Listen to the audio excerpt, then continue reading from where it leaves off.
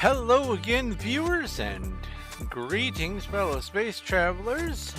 This is Thorn of Night, and welcome back to the Performium Wild SMP. It is Thursday, November 17th, and the music is loud. Turn it down 2 notches. There we go. That's much more pleasing.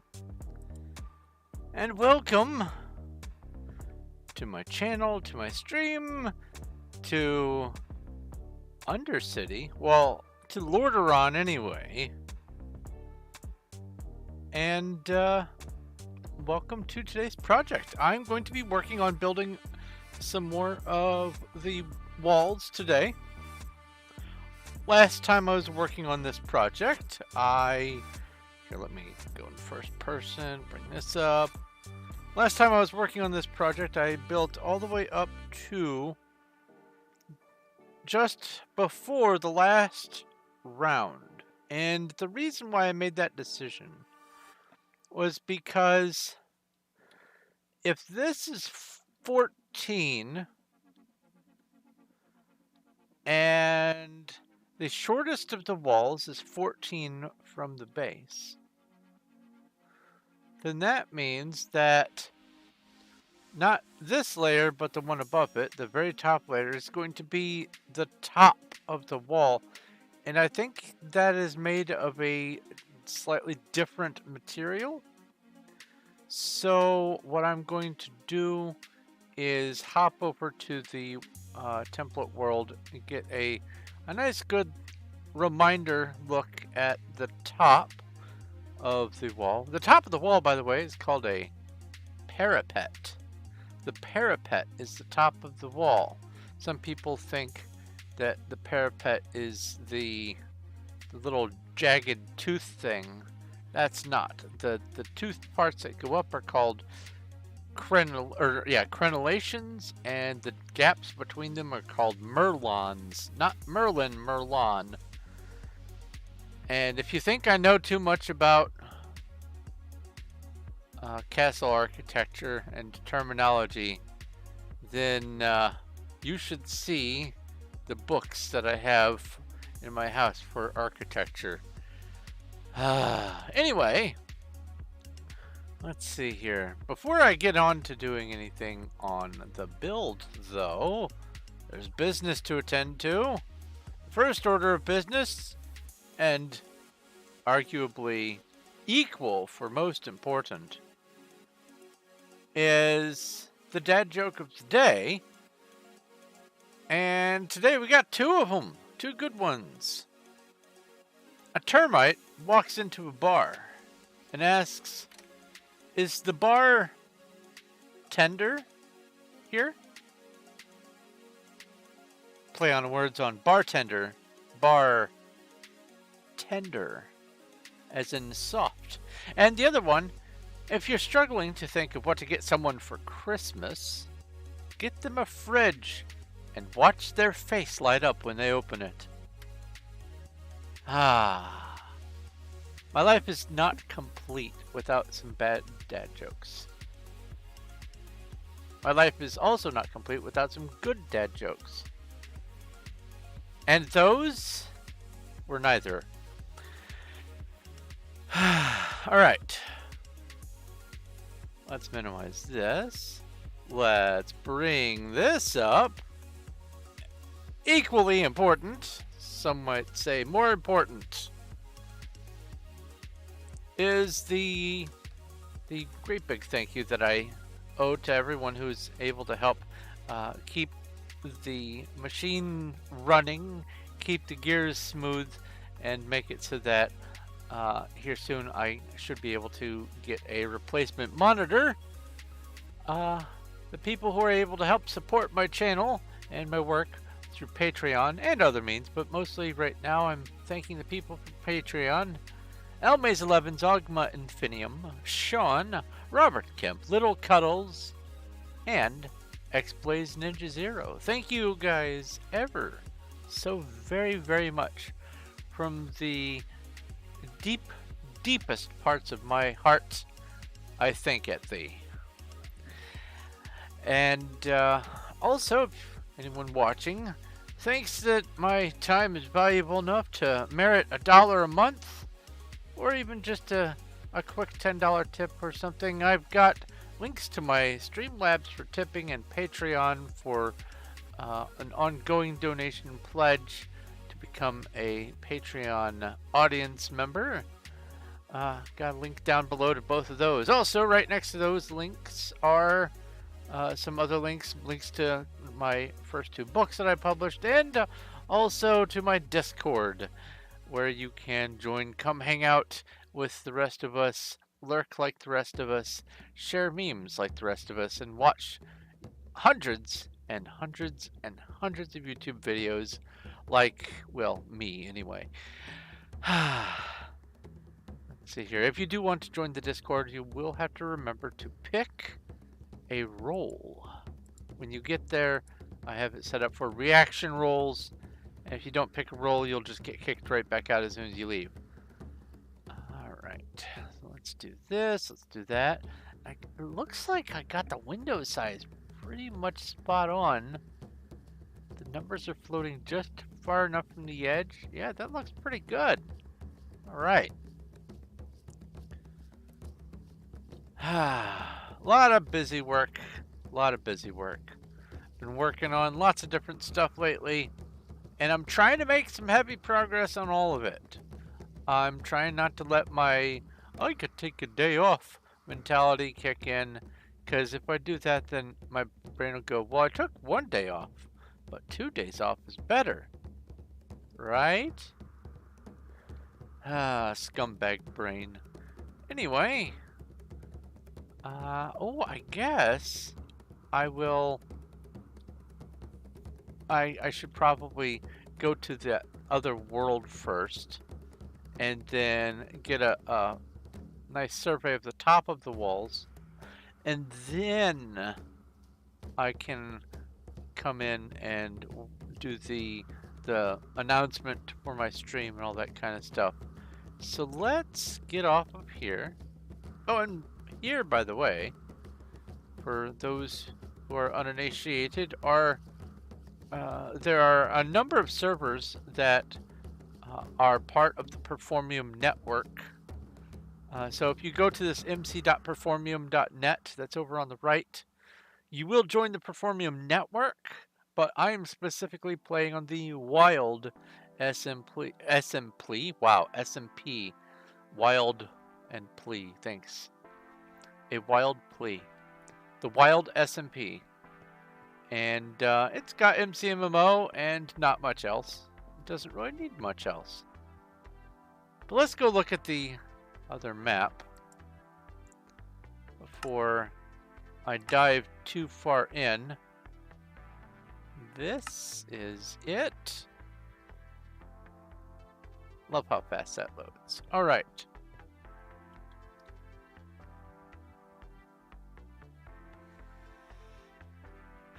So it looks like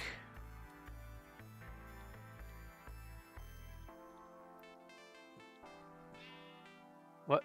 Hello, sheep. It looks like for these parts, I probably ought to replace it with some other block like stone or andesite or something to give it a little extra detail. I'll probably go back and do that. I just wanted to get the walls up first. So let's come over here to the corner here. And let's just do a quick recount.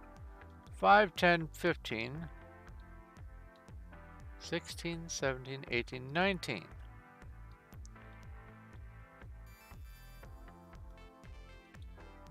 So that would be 16 here, 15 right here, and yes, that's 14. Okay. So the top of this wall, it looks like it's just stone.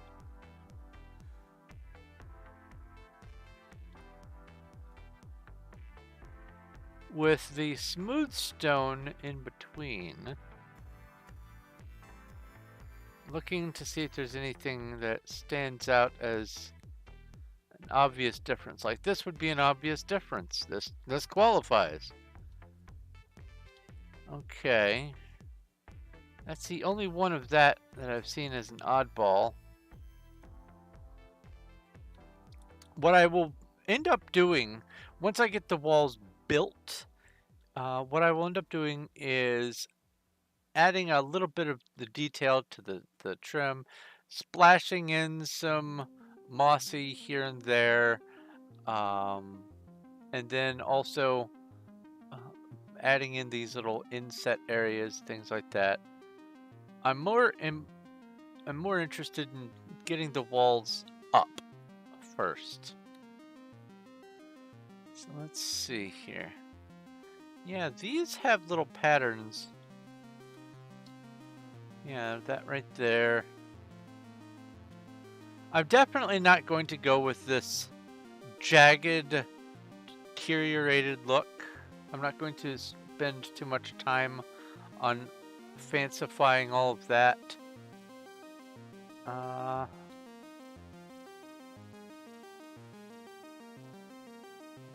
Okay, so it looks like what I can end up doing is... Oops.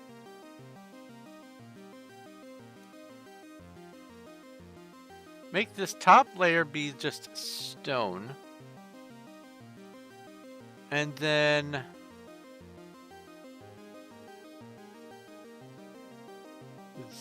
these also get stone. And then another layer of stone on these end caps here. And then I'll decorate the top of this, at least the border anyway, with smooth stone, as well as this. These little up thrusts that seem to be happening around the edges, I think I'm going to ignore them and keep it level, because it isn't consistently happening.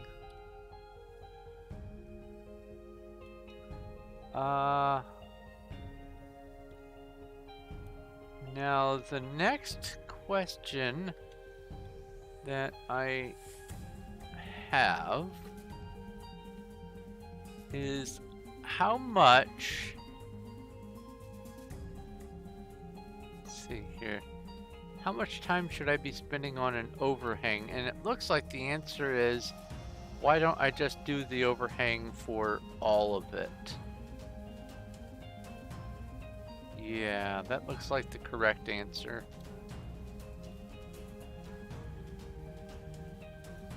So I will build out by one on the top of the wall.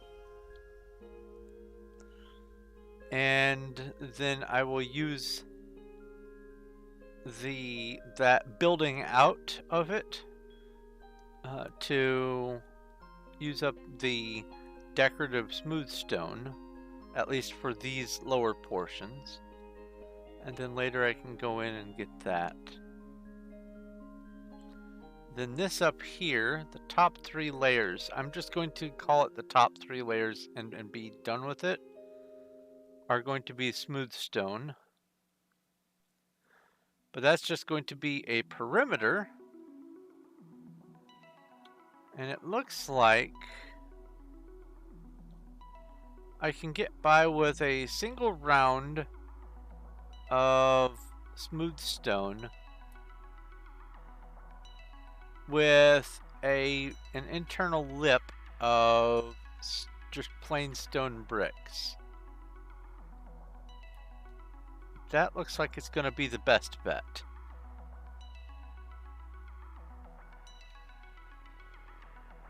Yeah. Oh, anyway, the top of the castle wall is called a parapet. And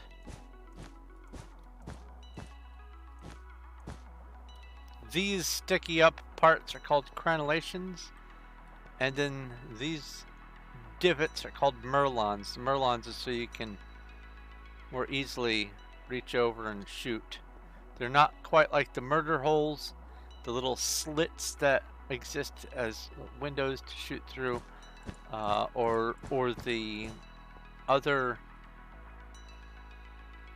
defensive structures, but they serve a good enough purpose. They're mostly there to take a shot and then hide behind so you can reload your crossbow if you've got one, or if it looks like it's going to be a little dangerous, you can hide behind the little crenellation, crouch down, and then when it seems good enough, you poke your head out and shoot again.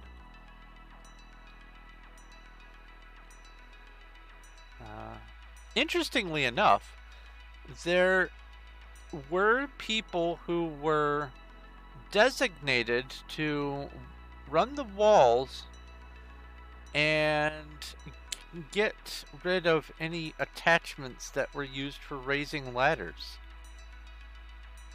They would just have a few of them going back and forth once things got right up in their face. They would have to fight off wall scaling attempts, and so they would do what they could to break the attachments for the ladders. Interesting stuff. Anyway, I think I have a pretty good feel for how I'm going to be building the wall. I'm not going to go too deep. I'm just going to go 1 deep for these big ones. Alright, let me get a screenshot here and open this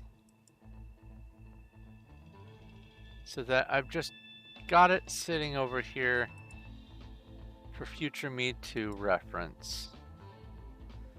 Okay, now let's get back to all things Performium. Save, quit. Oh, and you can see I've been doing some tests for the data pack stuff, and I've come to a conclusion. I'm gonna have to do it single player. Every single map that I tried to launch multiplayer on the paper server is so almost immediately laggy. Like I join and it is already below 18 ticks per second. That's no bueno. Time at, well, it doesn't help me if I'm going to be going to candy. So I'm going to just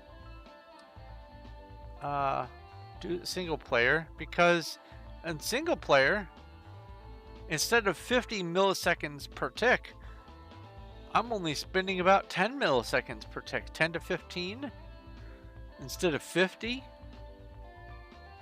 So that means the other 40 or 35 milliseconds per tick are just spent in idle mode.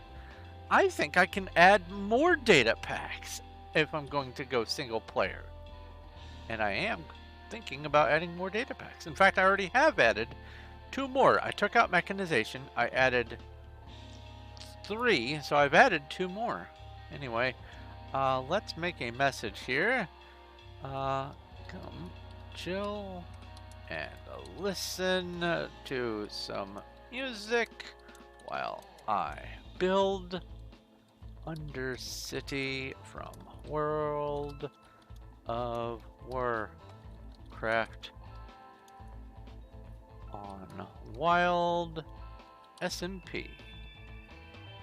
And I didn't grab my link. Let's see here. Go to my FAQ channel, grab my YouTube link, copy, because it doesn't like the link shortener.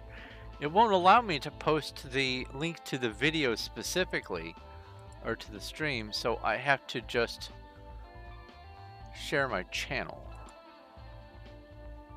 SMP space, and then do that, and then go all, cut, paste, and enter. Please move. I did move.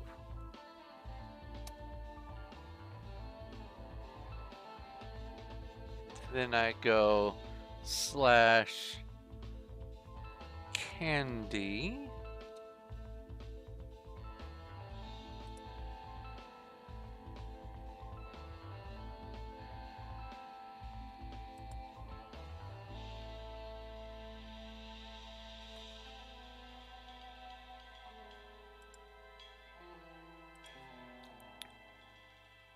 Okay. So that thing that happened when I originally was popping over here to announce my streams at the beginning of the availability of the candy server.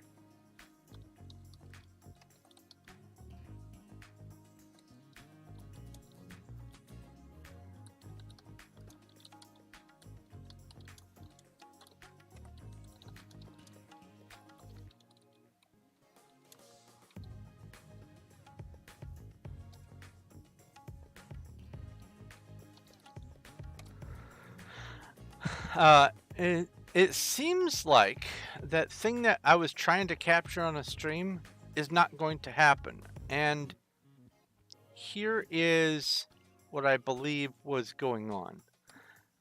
I'm pretty sure. Oh, hi, Monkey. Oh, also, hi, Johnny. You're not ignored. You are noticed and acknowledged and recognized. Anyway, I think what was happening was the first few days and weeks of Candy being up, they were having all kinds of issues for all kinds of stuff. And it just was being a problem, growing pain server. I think it wasn't a me thing. I think it was a server thing. I need PV3. Yeah, let's go ahead and finish off that and then use this.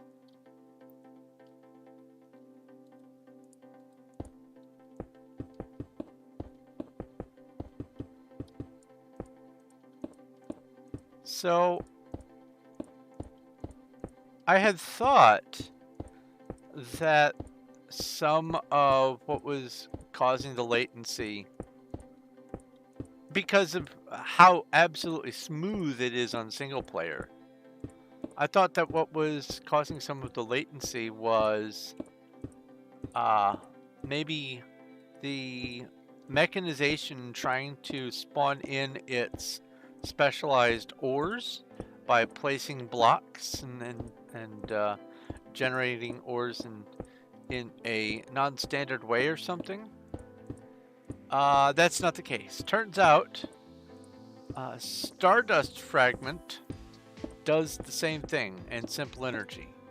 Simple Energy and Stardust Fragment are kind of hand in hand. And I'm not upset with having gotten rid of mechanization, because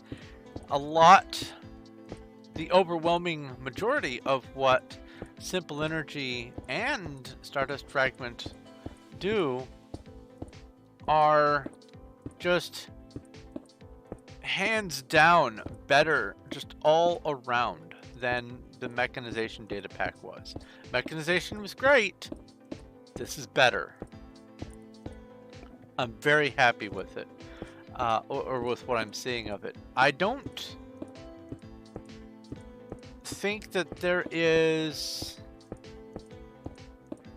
an automated large storage or crafting system, so I might be looking into something like that when I get to what will effectively be my space age. But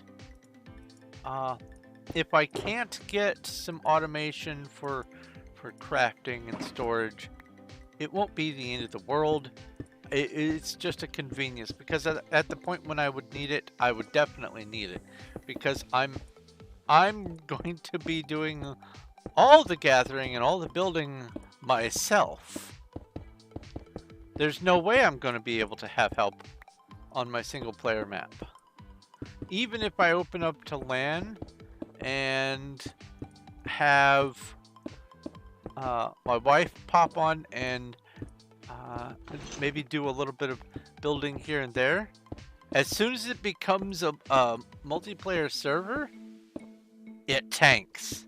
The moment I go open to LAN and it stabilizes and says, okay, now we're a server, it goes again. It goes from 11 or 12 or 15 milliseconds per tick all the way up to 80, 85, 90, 100. And the way ticks work is there are 20 ticks in a second. Why are there 20 ticks in a second? I don't know. Blame Notch. I don't know why 20 was the magic number, but it is. So if you assume that a tick is an equal increment of a second, then that means that one tick should be 50 milliseconds. 50. Because there are 1,000 milliseconds in a second. Go figure. So if you have 50 times 20, then you take those two zeros, store them for later. 5 times 2 is 10. Add those two zeros back, and you get 1000. 10 plus 2 zeros at the end is 1,000. 1,000 milliseconds is 1 second. Okay, cool. We've got the basics down. Now, if my milliseconds for a single tick are 10, 15, that's way less than 50. That means it has time to do an idle process, which is great. But then when I open it up to LAN, the milliseconds go up. If you have exactly 50 milliseconds per tick, that is precisely 20 ticks per second, baseline exact ideal situation where it's using 100% of the tick to do its stuff, and then it moves on. There's no overflow. It doesn't have to spend any extra time doing the tick. 50 milliseconds is the magic number to meet or beat. Now, if you want to know how much it would take to do 10 ticks per second, which is half as fast as you want a server to run, and at that point it starts getting super noticeable, then all you have to do is divide 1,000 by 10. So 1,000 divided by 10 is 100. So if a perfect tick is 50 milliseconds, then a half speed tick is 100 milliseconds. And you can do the math for in between.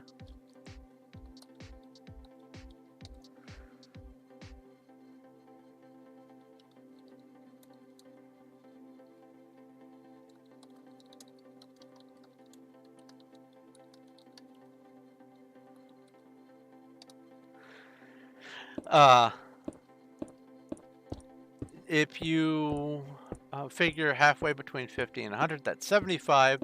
So that would be 15 ticks per second.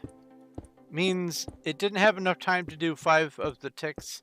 Can't keep up. And that's 75. 75 is definitely can't keep up. That's a quarter of the ticks that just it gives up on. It says, I don't have time for this. Something else is happening. They're opening doors and there's a villager walking. I have to think about that now. Then,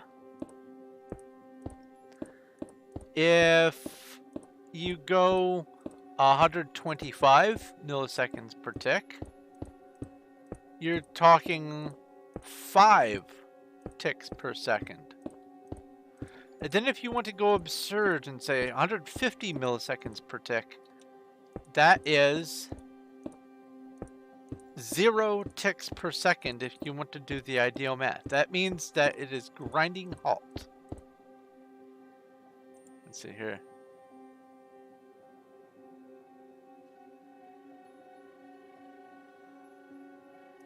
Ah, you have cracked stone brick. Oh, I just realized. P time at noon.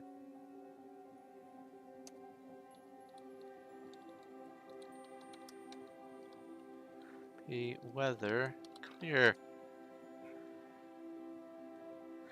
Send the trade request when you are ready to do so. Anyway, I was getting millisecond counts of 115, 130 when we were both exploring. So I just can't do it multiplayer. But when I put it on single player, smooth as butter. We're talking 10, maybe 15 on the densest areas, 20 milliseconds per tick. That still leaves 30 milliseconds of idle time. Heck, I might be able to re-add the Bracken pack if it's going to behave like this. And just so you know how to find out what your milliseconds per tick are. If you hit F3, up in this paragraph up here, let me, up at the very tippy top, there, when you're on a single player map, it will have either MS or MSPT, usually somewhere in the top 4 rows on the left.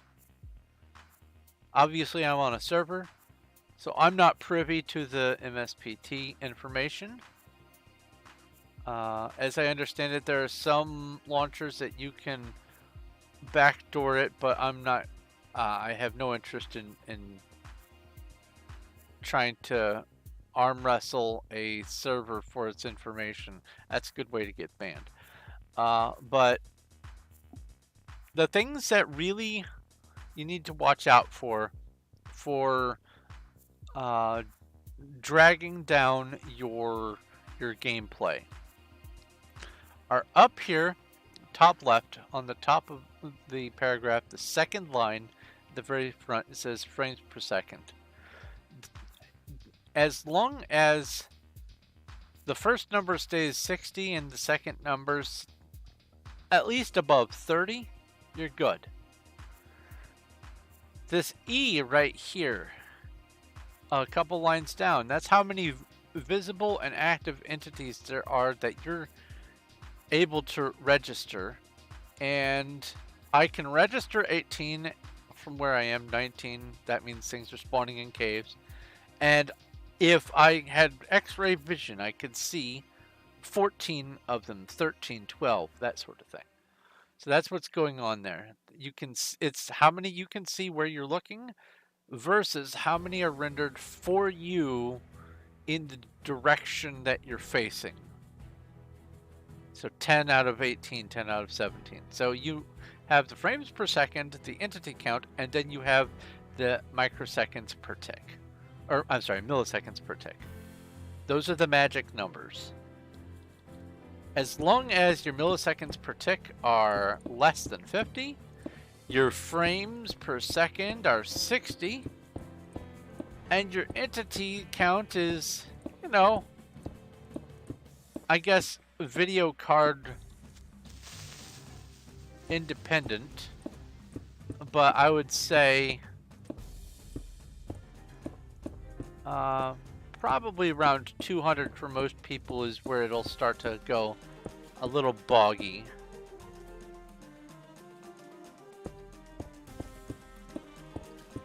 As long as you've got those numbers under control, then if you're still getting latency somewhere, then it's not caused by the tick, it's not caused by your frames, and it's not caused by the entities. There's something else going on. And this is good information for when you're on a public server too. If you're roaming around and suddenly your frames just tank, or the world doesn't behave properly around you, you hit that magic F3 button, you look. If your frames are dipping down 20, 15, 10 frames per second, then it's probably your video card. If it's the entities, then it's probably going to be contributing to that tanking. And thank you, Banish.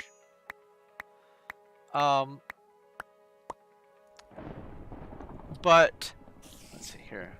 Maybe 3, put these in here. Yeah, I can just, there we go. I knew you were coming. I heard you. So if you have super high entity count, then that's going to definitely tank your system pretty severely, and it will affect your frames per second. But if entity count is low, if frames per second are high, and if you're on single player, if MS or MSPT, milliseconds per tick, is 50 or less, then there's something else going on, and you might need to, at the very least, reboot.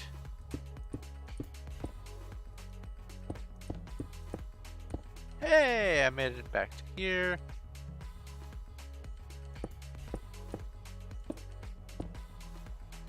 I thought that was a zombie with a helmet. Thank you very much, Banish, for the building materials. It means an awful lot to not have to gather this myself. It really does, honestly. It makes a massive difference.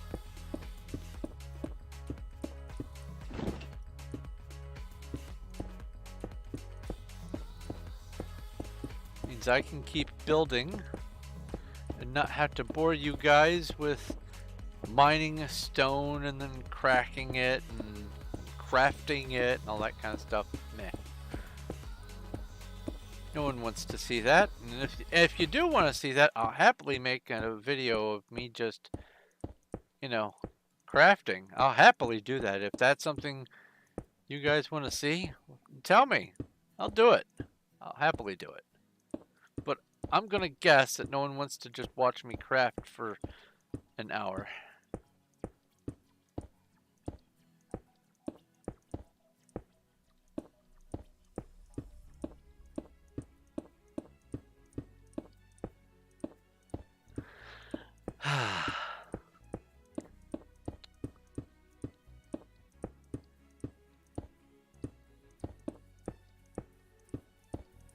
Oop. A few more stacks left before I need to grab the next shulker from storage. Yeah, these are things that are not necessarily intuitive when it comes to your gaming experience. A lot of people don't know all the inner workings of the computers or devices that they use. You don't have to know how microwave radiation works in order to use a microwave. You just have to know, well, if I put my plate slightly off center, the whole thing gets cooked.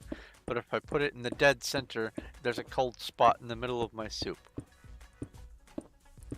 You don't have to know how microwave radiation wavelength interference and amplification works to know how to position your tea in your microwave.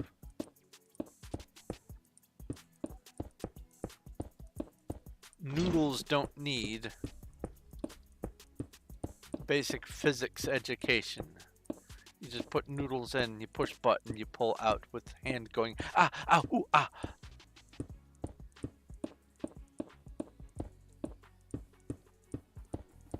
But because of that, if something does go wrong, if you don't have at least a baseline knowledge of the system you're working with, it is going to be harder to track down what's going wrong.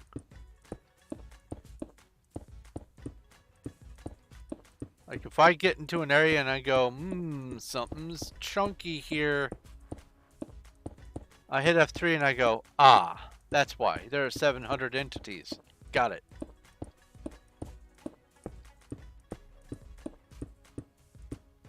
Surprisingly few people actually even are aware of the F3 key. And those who are aware of it, fewer still know what half the stuff even means. It's a great tool to be able to look up some of that information. It really is helpful.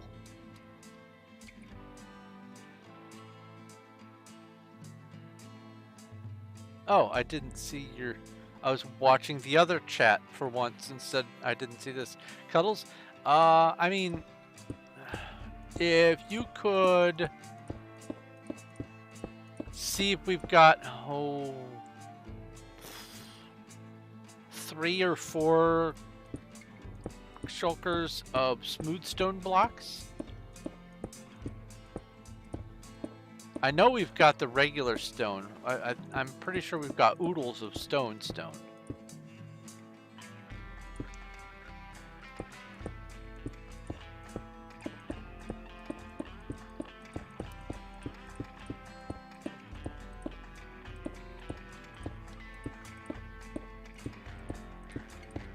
And oh, speaking of F3, F3 didn't always look this simple. There used to be more to F3. Like if you hit Alt F3, because I have Optifine, now there's a little bar, and if I see any major spikes happen that go to the top of the white, I know that there is a huge latency issue going on. That indicates like a server-wide tick catch-up event, not the condiment, the catching up. But if instead you go Shift F3, you get the pie chart over there on the right, and that is so hard to see. The big light blue says Update Display. Let's see here. Then it's Game Renderer is the gray.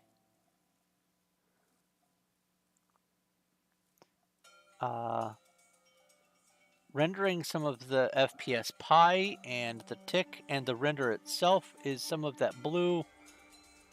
And then everything else is just stuff. It's not even registering on there. If my voice changed, it's because I had to get my head right up to my screen because that font is so tiny. Alright. It's even tinier because I have to shrink this window to fit the stream so I can see chat. Alright.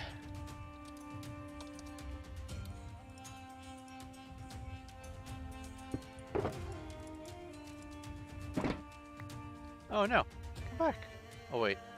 Need to make room for you. You go there. You get my inventory.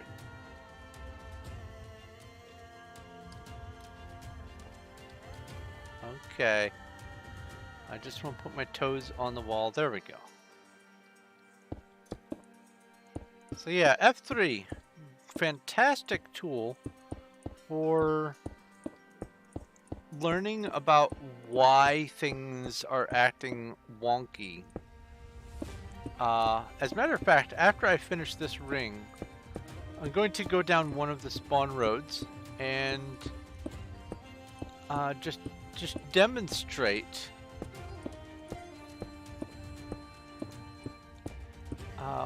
why some of the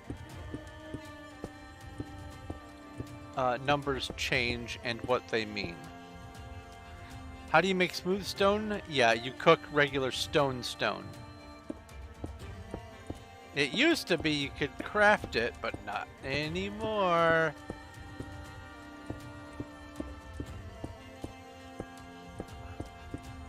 Actually, I don't know. Maybe you can stone cutter it with regular stone. I would have to get a piece of regular stone.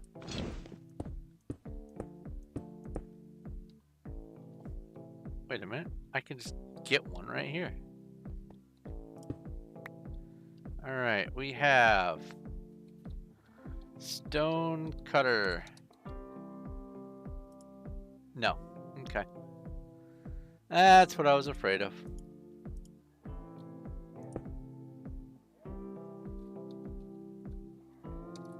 Waste not, want not, getting my storage. So yeah, it has to be cooked.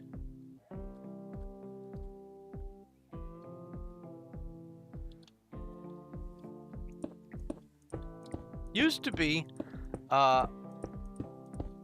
that you would the only cooking that you needed to do was you'd cook cobblestone to make stone again, and then it was smooth stone slabs were what you made out of stone. But then because they made stone slabs in a recent version, they needed to have a different method for making smooth stone slabs. And so they just decided to make a smooth stone block. And the only thing that they could justifiably use as a method for going from stone to smooth stone, since it wouldn't make any sense to craft it, they just said, let's cook it again. Like the inventor of toast. Someone looked at a perfectly fine piece of bread that just came out of the oven and said, you know what? Cook it again.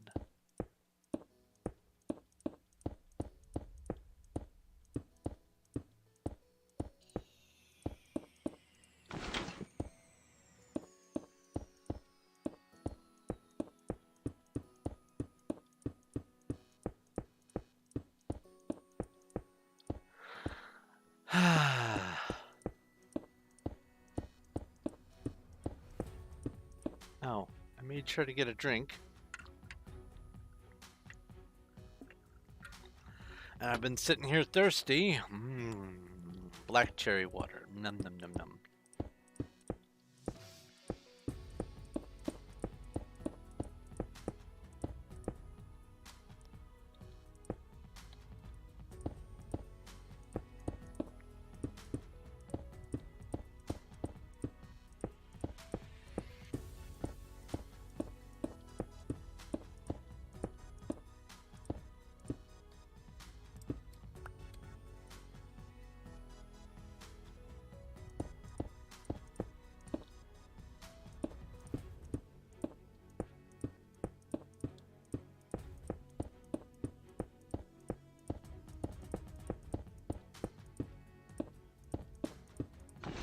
So before they announced that they were going to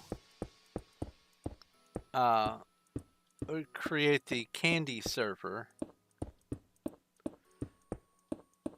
and thereby pull everyone away from Wild, everyone was saying, yeah, oh yeah, I'm staying here forever, yada yada. I know the stayability of people. Don't try to fool me. But one of the things that I did and was working on was making an address book for all of the hotspots, all the important things to visit on Wild. And I made a channel in my Minecraft subcategory on my Discord called Wild Address Book. And let's see here. Well, there are 4 main roads. Obviously, there's gold, diamond, emerald, and redstone. And I have the information at the top for which direction each one is. And then I have things that are along those roads as an address. So let's say I wanted to go to this destination that I'm looking up right now. I wanted to go to Factions Falcon's base. A giant upside down floating pyramid in the sky with so many entities in the middle of it that it causes tremendous lag. I need to go down Gold Road 1500 blocks and looking on the right. So I made an address format. 1500 right real gold road. Factions Falcon floating upside down pyramid. So let's go spawn. Let's go looking for Gold Road. Actually, Gold Road is the one that's straight ahead, in fact.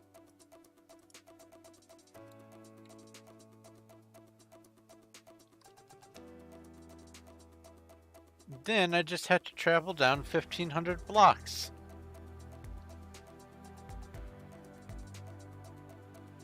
Which is that first number on the XYZ. It's getting bigger.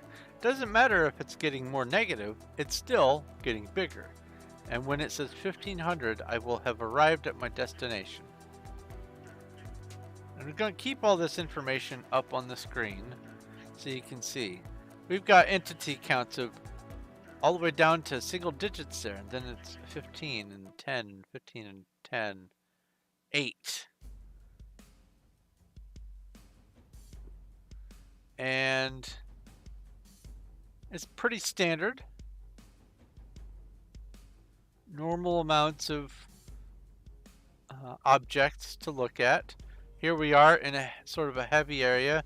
There's bunches of heads and signs and things like that. So it's about 135.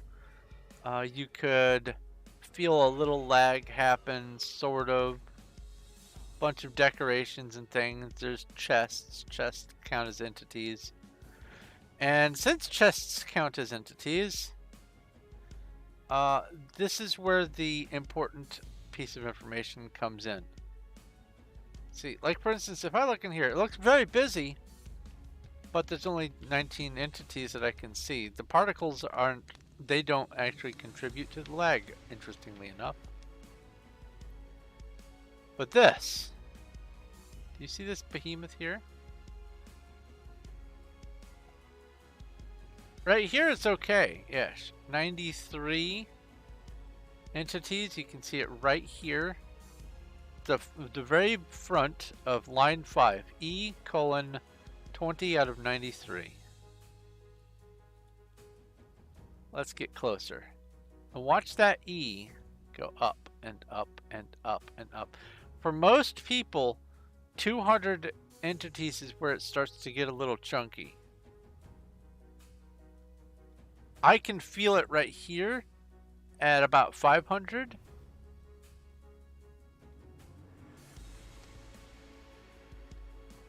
There is a place in here, there are a few places where that entity count gets up to 800. And you can see the chunkiness from me rotating my camera up and down. And what could possibly be causing all of that lag? It doesn't look like there's anything up here. No. Oh, wait. It must be all of these chests. Look at all this! All these chests and all of these item frames make up the 800 plus entities, which make this base the lag fest that it is. I can talk. This is a stupendous amount of lag. Did I come over here? It's fine.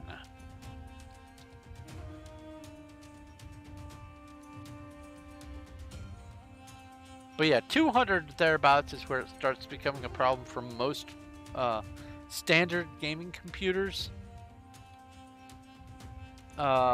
Gaming computers with the extra beefy RAM and a slightly better video card can usually do okay up to about 350, maybe 400. But I have basically God's computer and it starts going, what's going on here? After I cross the 500 threshold, and then at 800 it just becomes a stuttery mess. It was insane when I found this place. Because here on the road, zipping on by, it's nothing. It's 100 entities.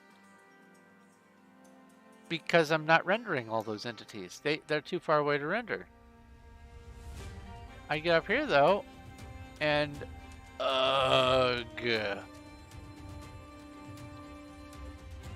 It's just insane. And you can see, even my computer, it dips down to 30 frames per second. Then I come out here, right back up to 60.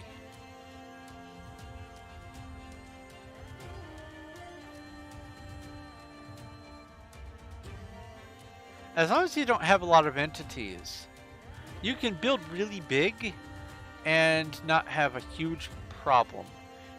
Except if you have a lot of light sources, I mean a lot of light sources, and you've got Optifine and or shaders, and you have them cranked on, then it can get a little iffy as well. Let's go home on warehouse. Let's go to the warehouse. You can see I'm doing pretty good. 50 frames or 60 frames per second.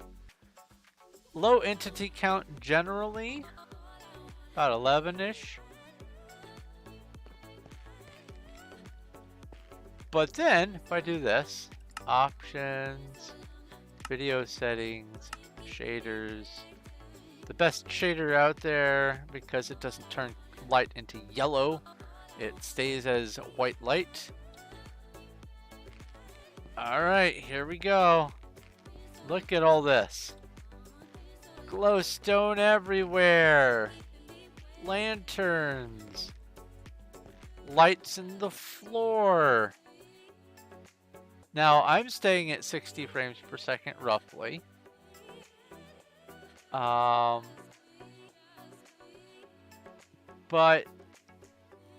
it's not that bad for me because I have that GeForce RTX what's the video card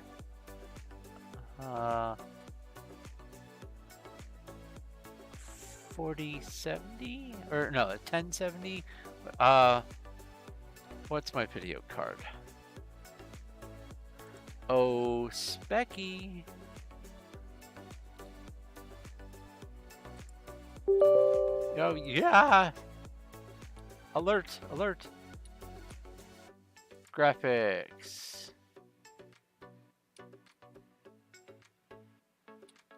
I think it's a 4070 Ti. Yeah, 4070 Ti.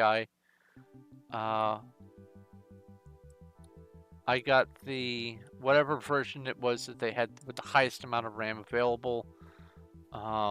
Basically, when I built this computer, it was the best of the video card, the motherboard, the RAM, the processor, everything was as good as I could find, because I figured if I'm going to be spending a few grand, might as well get the best. So that's what I did. And so if Factions Falcon's base makes my computer go without shaders, I can only imagine how bad shaders would be. All right, so your problem, your castle needs like 100 chests. Use barrels. If you look at my setup, you can see my entity count is pretty low, 11. 11 entities. They're not being interacted with, so they stay as just static entities, so I don't have to worry about the count going up and down. But they are entity blocks that move. So if you do this, it has an animation, so it's an entity block. Whereas a barrel, it's just a picture that changes. Barrels do not contribute to lag. The three big things that contribute to lag when you're not using shaders are chests, item frames, filled or not, and signs, with or without text. Those three right there, those will cause the most entity lag. All right, let's get rid of this.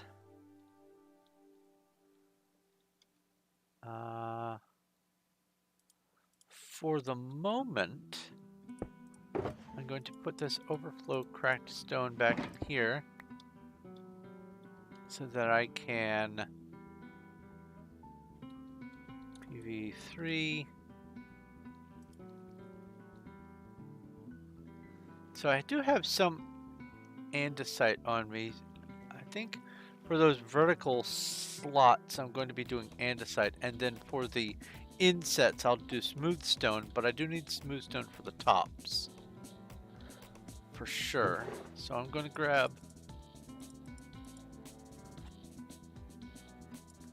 7.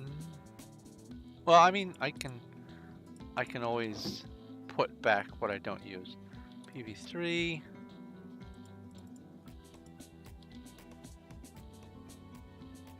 And then, here we go.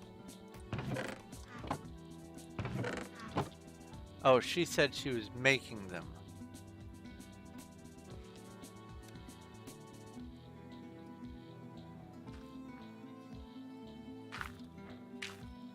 And it's probably coming down here. No, that's copper. Where is she making it?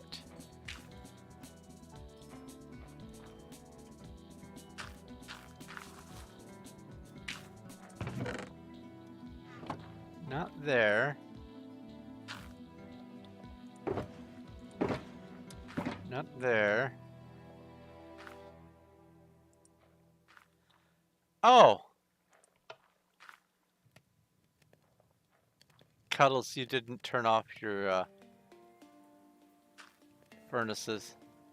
That's fine.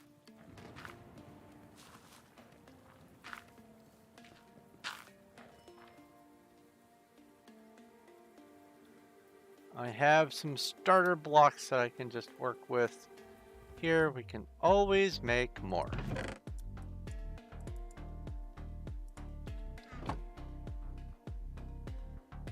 Hey, at least I knew where to look and what was going on. I will say I love the effect of the haze around the lava. The one thing I don't like about this shader pack is it causes haze everywhere all the time. Doesn't matter if you're underground. It doesn't matter if you're outside. There's always haze. If I knew how to turn that off, this would be the perfect shader pack.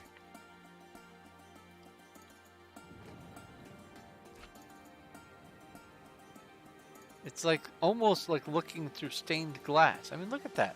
There's no reason for it to be milky down here. I don't know how to change that. I wish I did. because glowstone looks gorgeous. The lanterns and stuff, they look perfectly fine. This is white light. It's not yellow. Even this, it's not yellow light. I love it. But that haze dough. Let's go up to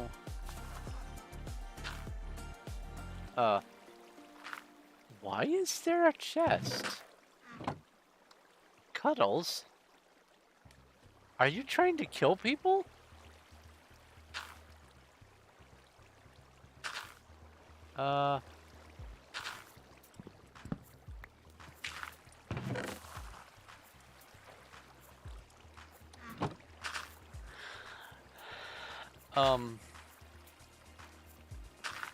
Fascinating.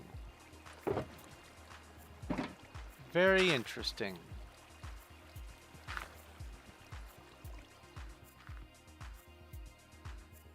There we go.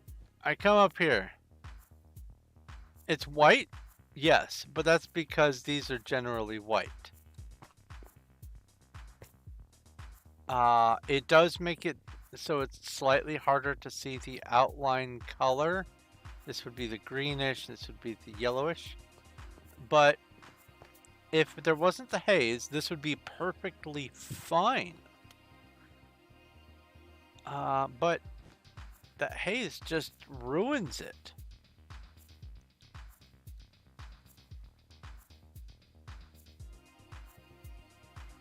There's haze everywhere. It's just haze. I don't get it. I don't understand. Let's go up and look at the daylight. See that?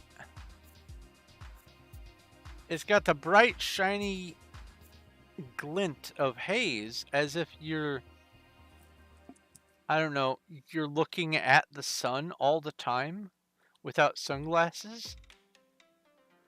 And this is not how the world looks. I've been out there. I know how the world looks. This is not it. It's not this hazy.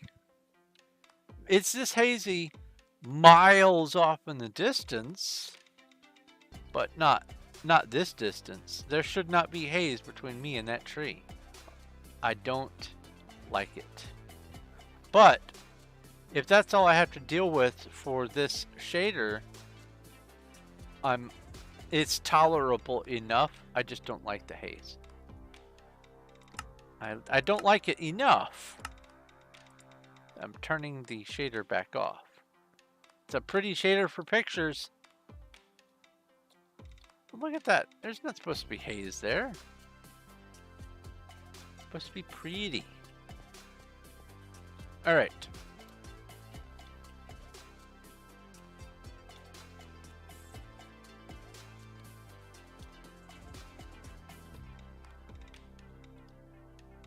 So the top layer for this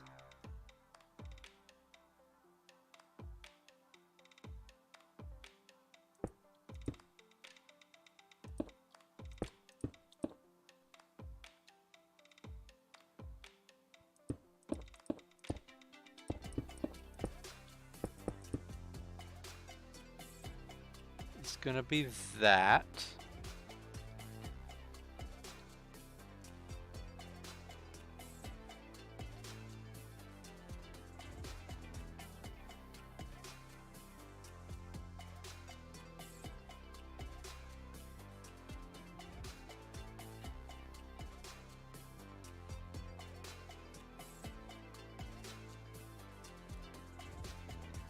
This is that next part in.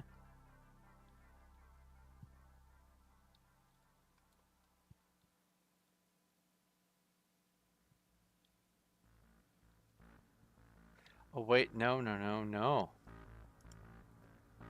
It's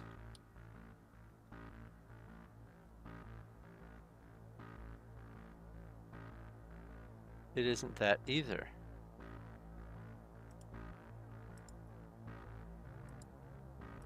This isn't the part that gets it.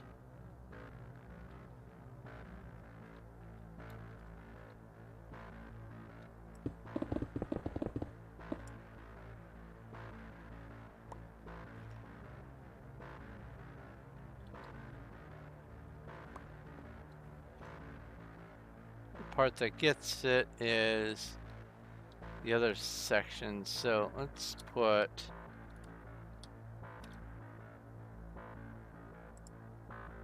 the stone there. Well, actually, I need to grab an empty. Do that.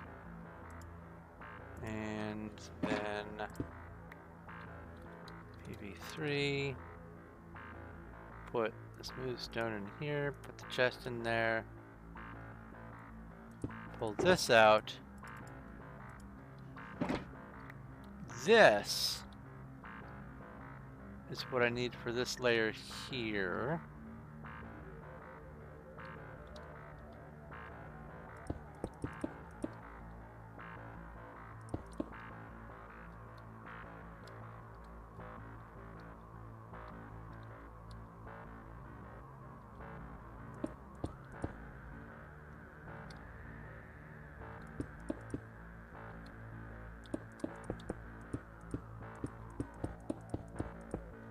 That gets stone.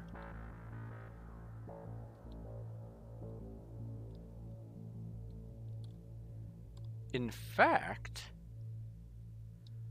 I think I can get by with just putting stone on this whole layer, because the very front of the central pieces, the very front lip, would hide the stone anyway. Let me look at that picture again.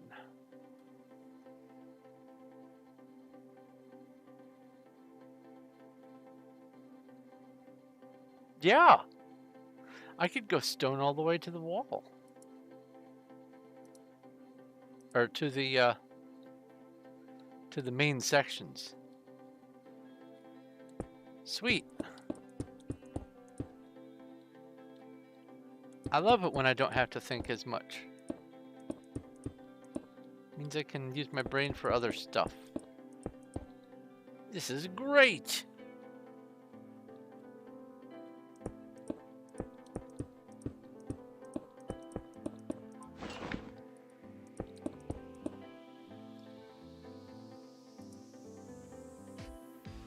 Also, hello Mateus from Portugal?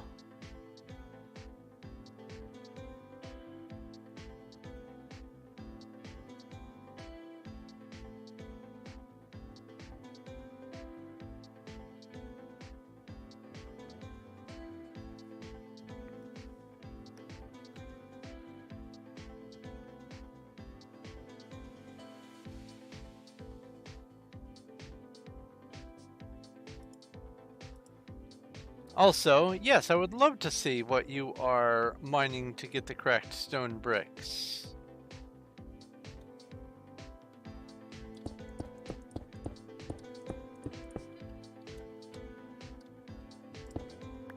Actually, right now, what I have the real deficit in is the plain stone bricks, the non-cracked. So if you want to not have to worry about spending fuel on making the cracked stone bricks, then right now stone bricks are the things that I have much less of, and I do need, especially for building the rest of the structures down underground. I'm going to be needing a whole bunch of stone bricks.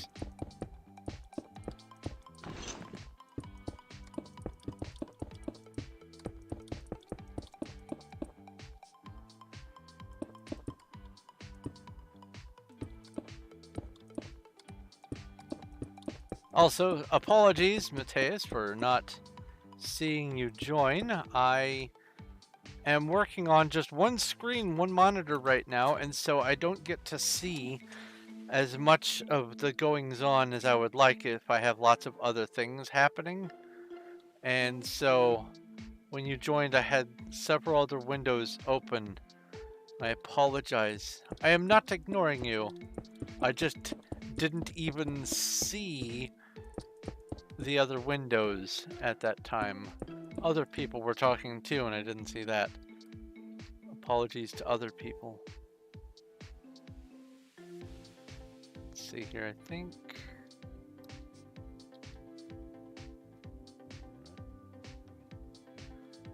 This is the large section here, all the way to this. Yeah, and then that would be, okay.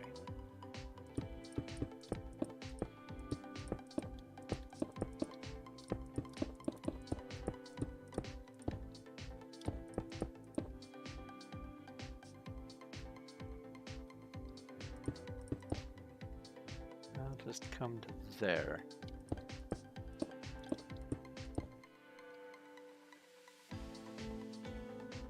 Then on this side, it's... My alarm is going off.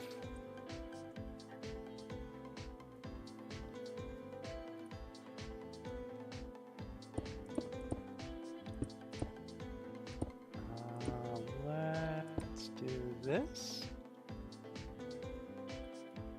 Let's do that.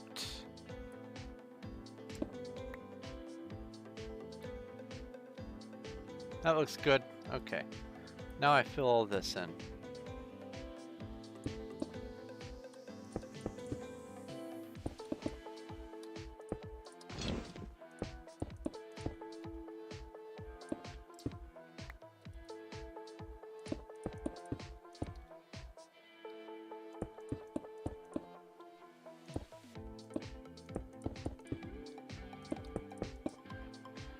I appreciate the help, Cuddles.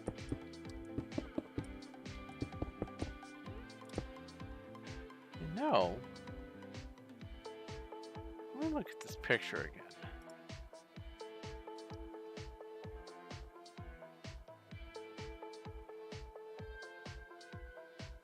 Oh, okay, yeah. So...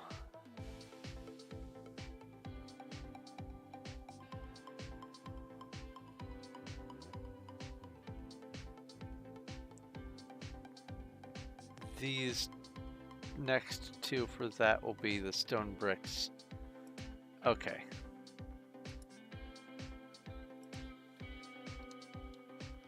So for these sections, the large ones, the cracked stone bricks are going to be too taller than everything else.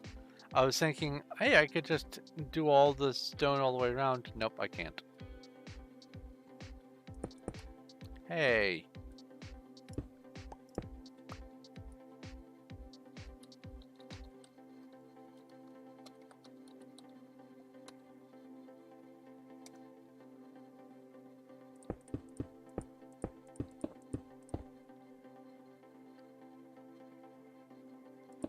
Interesting way to spell Kyle.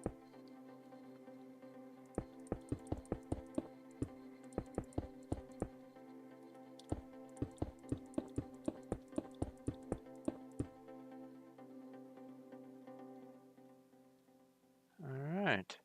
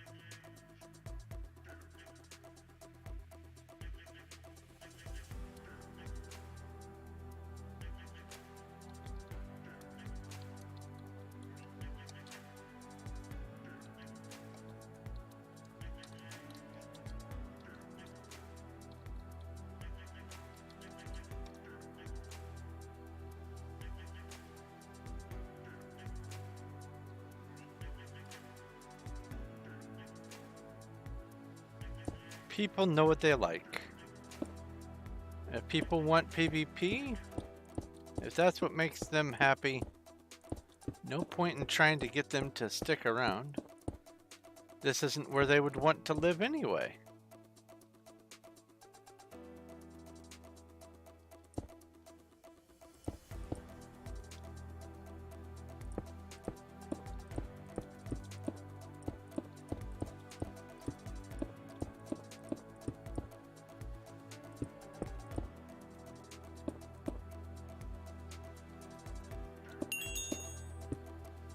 Would it be nice to see more faces? More new faces? Yes. Sure, absolutely. Would I torture someone into staying just because I think that this server needs more people on it? Absolutely not. No point.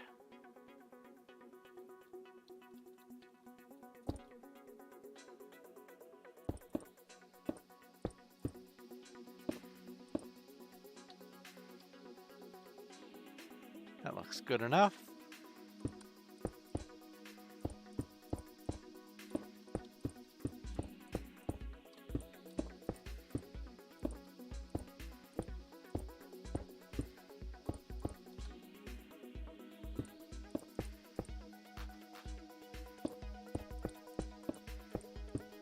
So tomorrow, I'm going to be messing around with the data packs. It won't be server infrastructure this time. It will be single player infrastructure. But before I get it fully set up, I will have to open it to LAN, do some command jiggery pokery, and then relaunch it, because there are some settings that need to happen to keep the world from crashing and burning when I open a chest. And I discovered what causes that is while it's trying to generate the loot tables,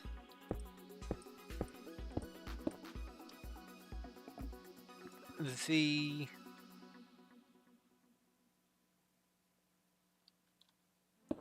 whatever it is that's in the loot table is not loading correctly. And what a loot table is when it looks up the list of items that are supposed to show up when you open a container, a random container. Every time that you, for the first time ever, open a container, there's nothing in it at first. If you go to inspect a container that you find when you are in spectator mode, if no one has ever opened it before, then it will just say that it has no loot generated in it. You'll get an alert or something like that. You have to either break the container, the chest usually, or you have to open it in order for the loot to exist. And when you break it and or open it, it goes, oh, I'm a chest, I need to have loot. And it looks up this database called a loot table and says, all right, I'm this kind of container. What sort of loot should I have? Ah, there's a this % chance of having this loot. And then there's this % of having these loot. And then they should go in this spot, this spot, and this spot, and this spot. And if the loot table is improperly created,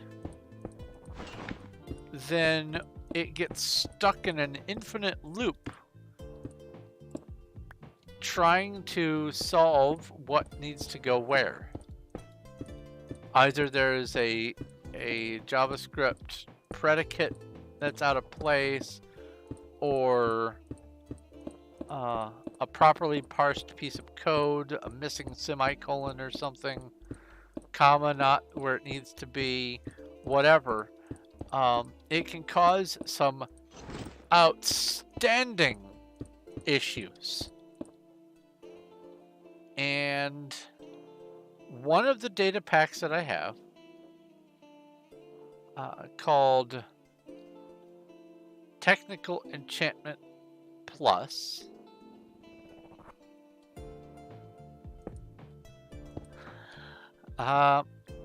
when it tries to populate a chest full of loot, it looks up its loot table. But because of some conflict somewhere with probably another data pack, my bad, or maybe it's because the version itself just has an inherent oopsie in it, whatever the case, there is a 30% chance by default that an especially enchanted loot book will appear inside a lootable container, dungeon chest or something. The other 70% of the time, you can just open the chest and it is just fine, nothing special. But the moment it says, I'm a special chest, the instant it does that, it tries to generate the specially unique enchanted book. And that's where it gets stuck in its little brain fart. And if I don't use the function command for the data pack to disable the generation of chest loot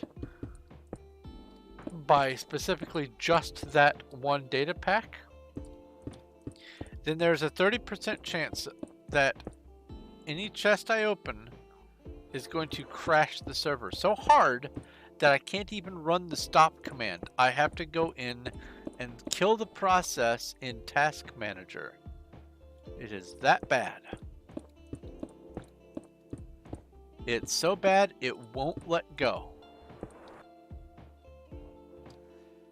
So I found a special command that is a function part of the command functions that are included with the data pack, where you can change the percentage chance of loot appearing in different kinds of chests. Igloo chests, jungle, temple chests, sunken ship chests. There's I think like 20 or something like that, different kinds of chests that the loot can appear in. And when I run the command,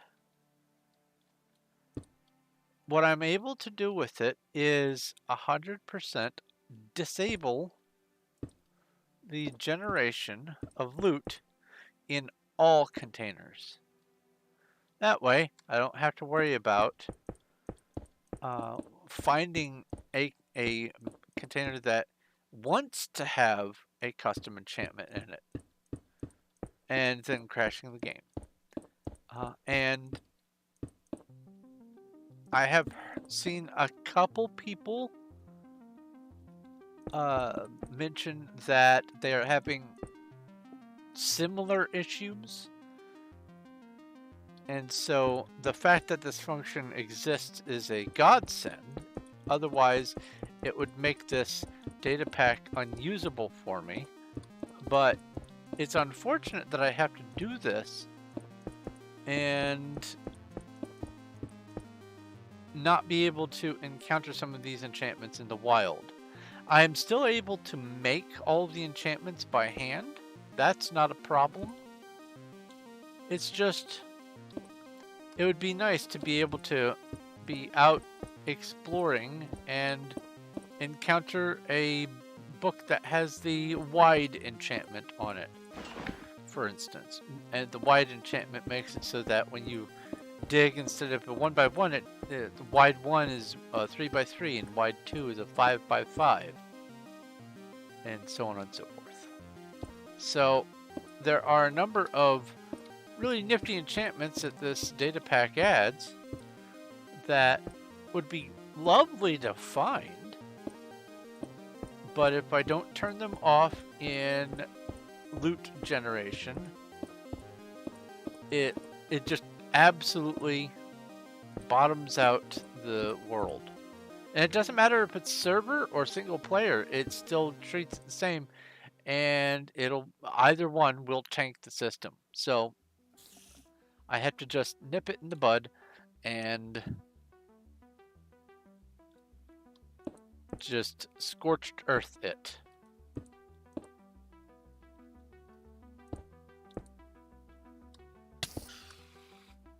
Yeah, you're a spider.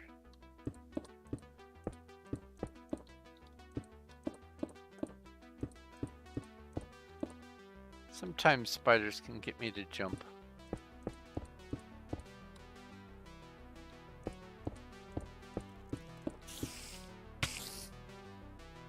Come on.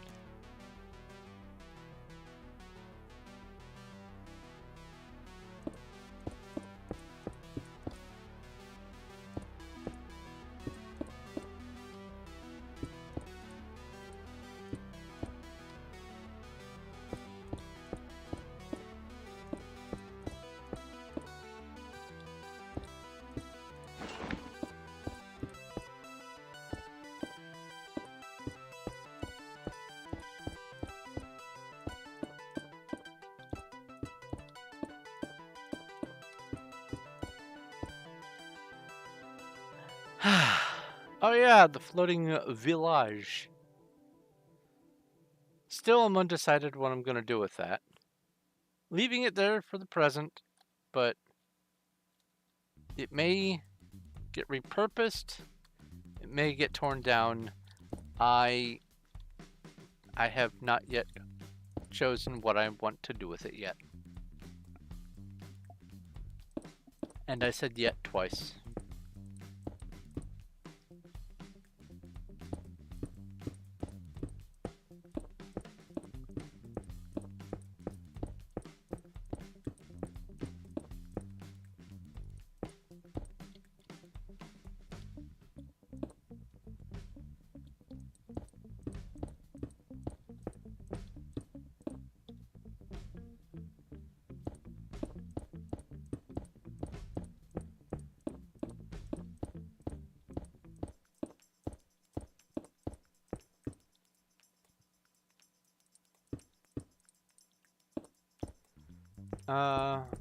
Oh!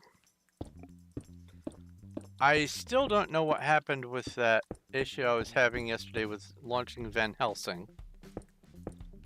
I haven't rebooted my computer, but I also, when I tried to relaunch it again, it still did the black screen, so maybe rebooting will fix it. Don't know yet. Come back.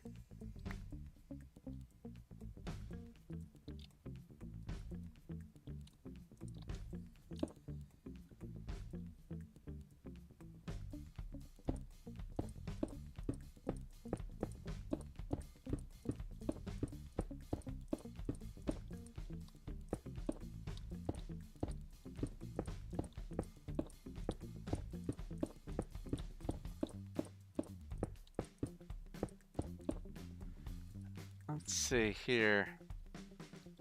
Oh! I suppose other news. Monday, I get another candle on my cake.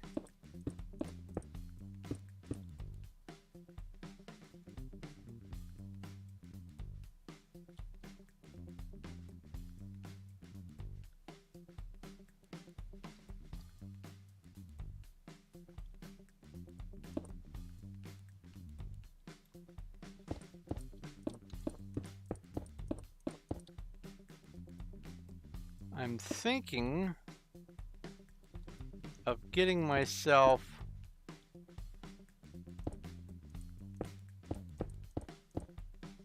well, no.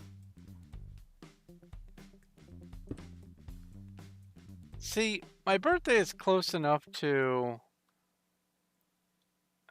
Christmas that it is often better for me to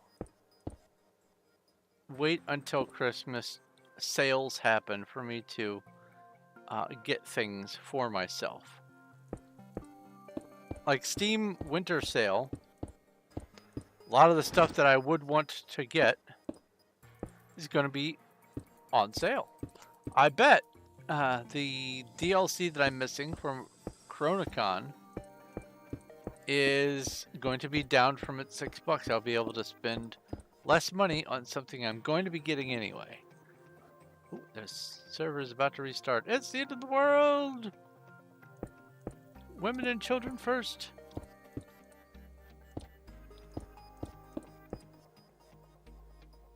Save the flamingos.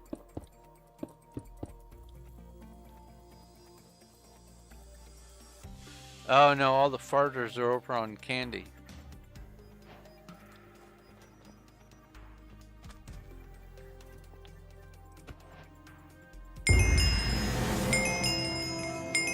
And if you're wondering what that's about, Lord Poke and Smokey both would say fart in chat just before the restart happened. Ow! I'm being laser beamed.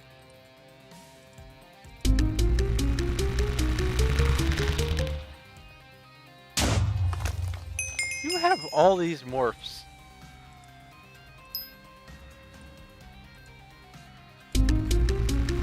I've got, I think, one. Let's see here. Collectibles. Pets. Morphs. Wait. Oh.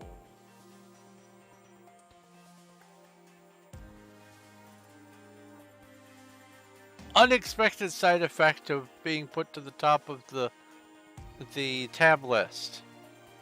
In order to do it, they had to make a phantom roll.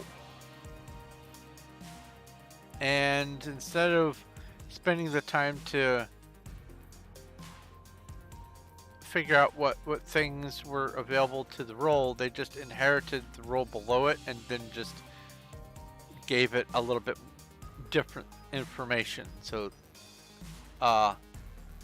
we have some new things here, Cuddles.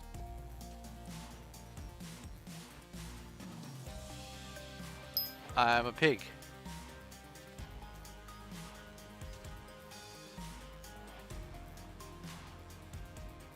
Activate morph skill. Haha! Bacon. We have the cow morph.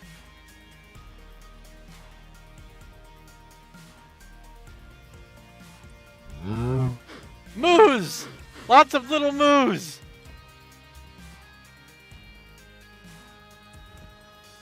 We have the Enderman morph. Oh. I see. The Enderman morph is or special ability is a teleport. Gotcha. We have the chicken morph.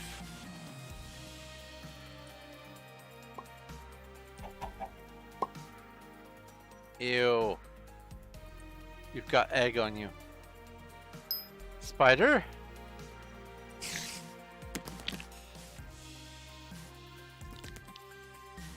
See, I only had one morph until now. Maybe two. I might have had two. Sheep morph. Oh! Look at that. I can change colors. I'm a rainbow sheep. We have the skeleton morph.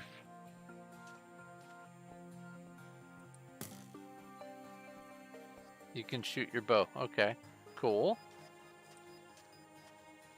We have the creeper morph. Oh, it's a charged creepy boy.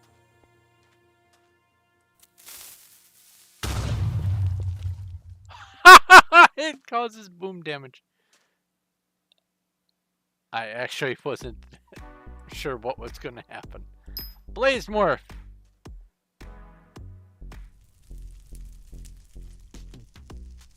Fireball. Oh, she also has the blaze. Okay. Zombie.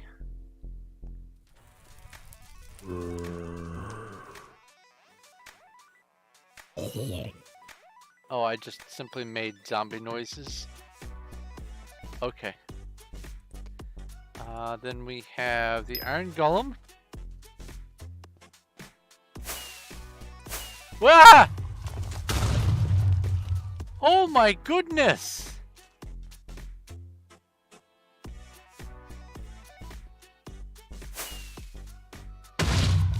Whoa! That's groovy. Okay, we have the witch.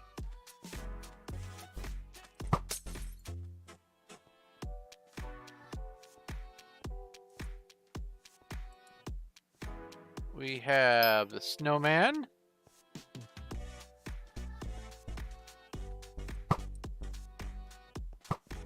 Haha, you missed. And then we have the guardian.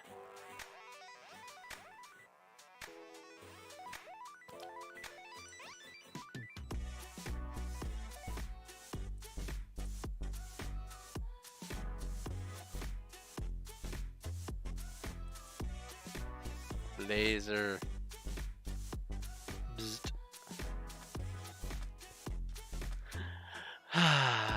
Anyway, fun. Time to get back to work.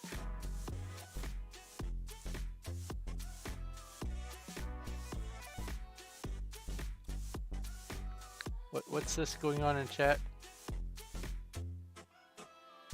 I am back or just after.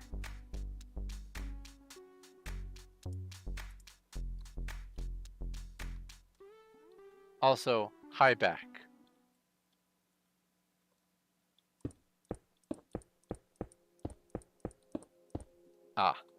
P time, tea time, wow. P time at noon. P weather clear. I really can't wait until my wrist brace is off my hand.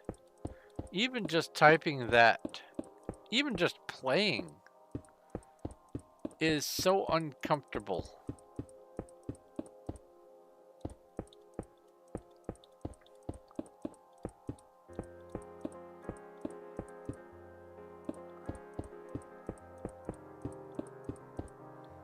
This week I've probably written a grand total, wow, unintentional, a grand total of about 1,000 words for my writing,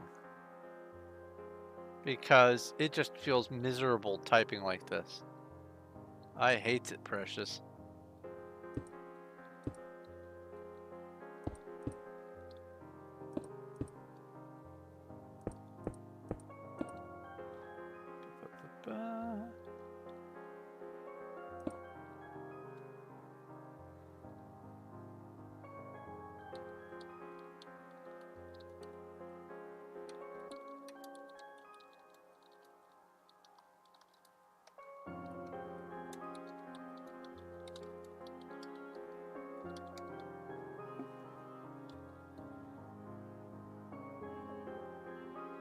I also have not gotten my my gems. No one has. They get pushed out all at once.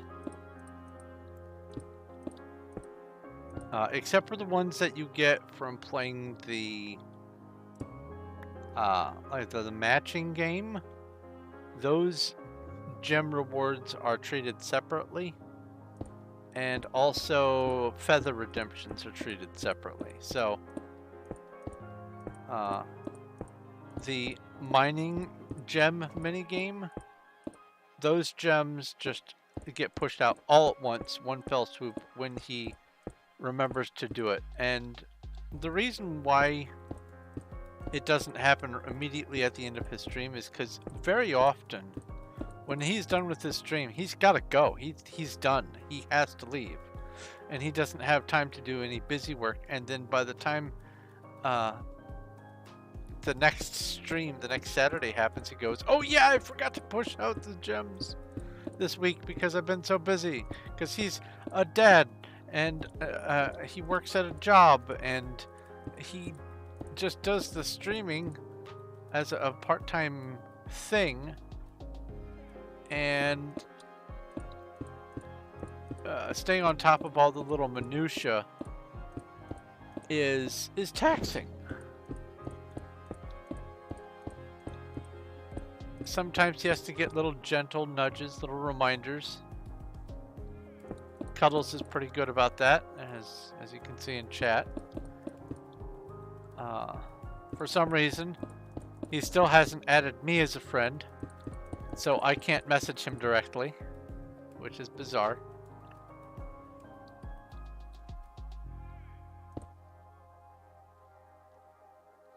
I've only ever been able to talk to him in in-game chat or through the stream chat.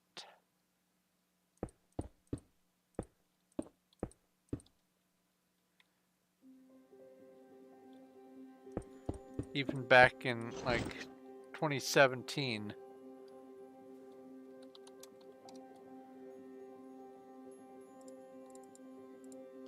Use up the rest of this stone here.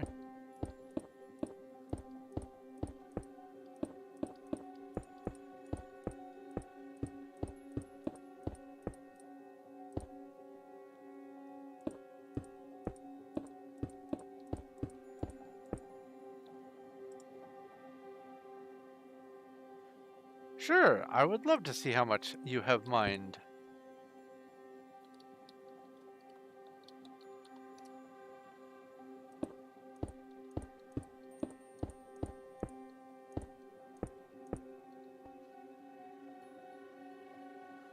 Ooh, a hole.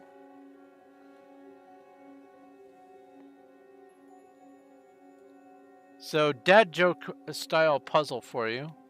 How much dirt is there in a hole that is 3 feet by 4 feet by 6 feet?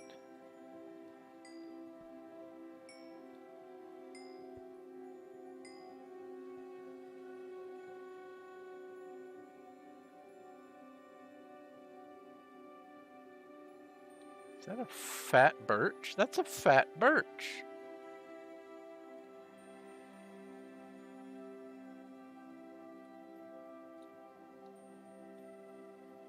I've not been here.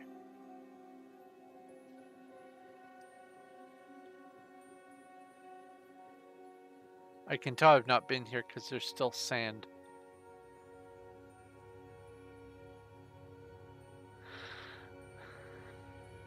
If I'm still there, come down. I am still here. Boop. Hello. You've got something for me? Aw. Thank you. Here. Have an empty. And thank you.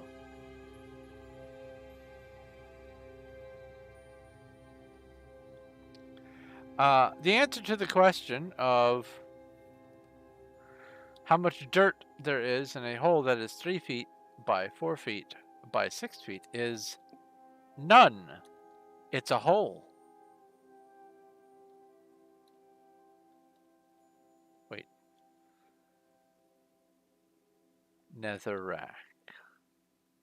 You can always tell when people use the nether as a shortcut to get somewhere far away in the overworld. And here's the best part about all of that is if you set a portal at the extreme far edge of the map, 10,000 blocks out, the Nether is 9,000 blocks out from the center. But if you put a portal in the overworld at 10,000, then it'll show up at 1,250 in the Nether. So that's as far out as a portal can go in the Nether. 1,250. That means that there's a full 7,850 blocks that you can't get to by portal. And most people don't have the time or patience or skill to be able to navigate the Nether. And so you can set up huge things out in the middle of the Nether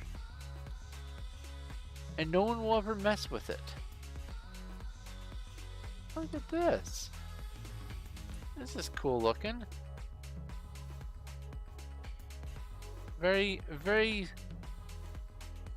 modest. I like the milky glass. The milky glass does tie in the oak with the stone. If you were to do other wood, I wouldn't go with the white glass, but yeah. You are bored? Uh-oh. Well, I have the solution for boredom.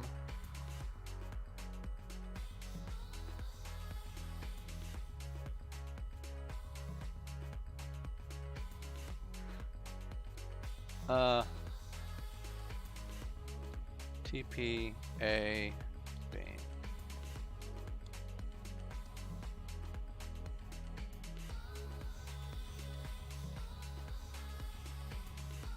You TPR'd onto the top of a structure just off of Spawn Road. That's great. I mean, that is the very definition of random. Random includes known places. Yeah, this is just off of Emerald Road.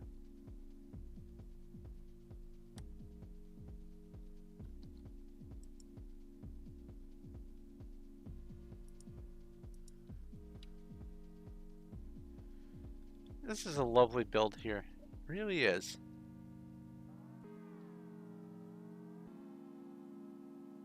I love the use of the red sandstone.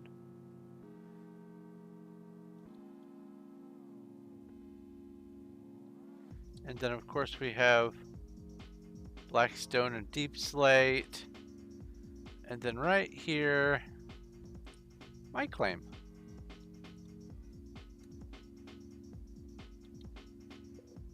$50,000 blocks. Yeah, that's a pretty medium-sized claim.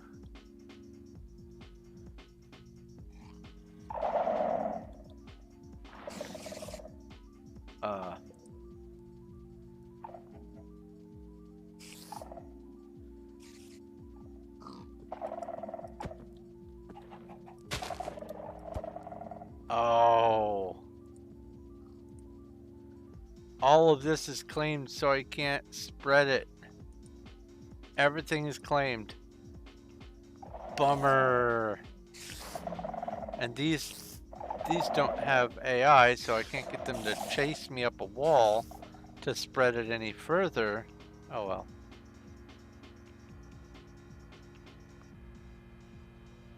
Anyway. Upper.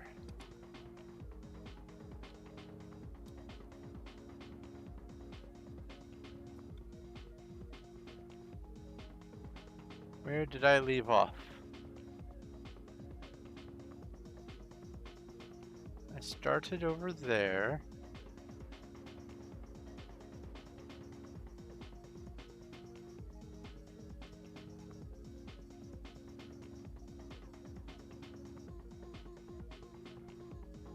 Aha, I got a lot farther than I remembered. Sweet.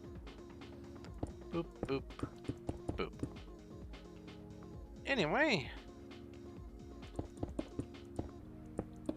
Lots of stuff. Lots of stuff going on Lots of plans for lots of projects. And not lots of time to do them in. That's how I know I will always have something to do. I give myself more than I have time to do. That way, there's always going to be something. There's always a big project underway, no matter what. Come get me. Bye.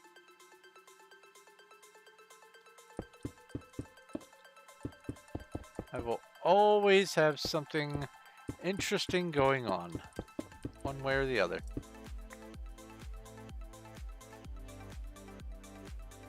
The funniest part about it is this right here is a massive build. This is one of the biggest builds that I've done on an SMP ever. And this is not my biggest build on this server.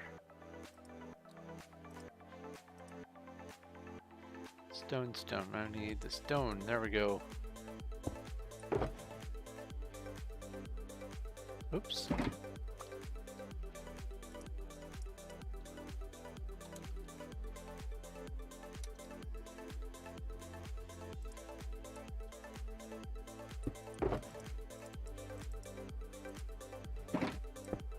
I actually have another project on this server that is entirely unclaimed that makes this pale in comparison.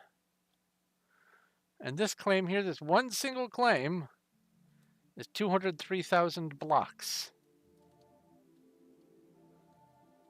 And this is not my biggest project. On a public server. That's just crazy.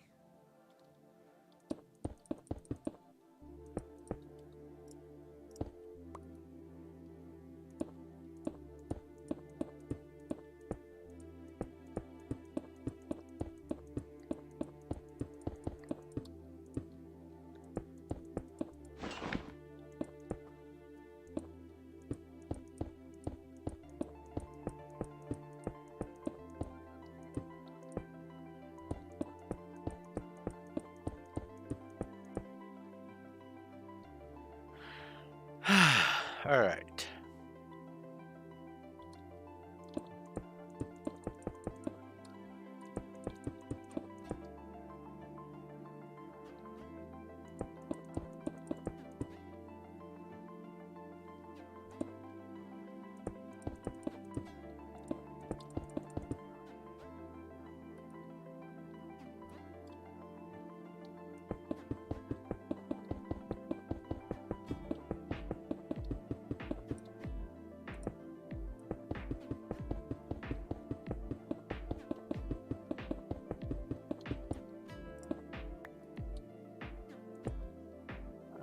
Okay, so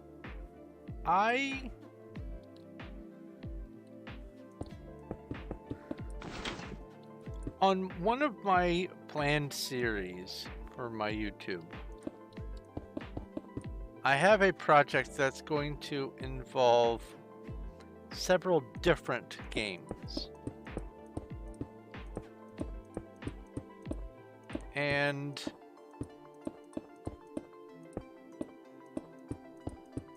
I have the whole storyline mapped out, well, with the exception of the addition of a couple more games in the middle. But what's going on is, without revealing too many spoilers or plot twists,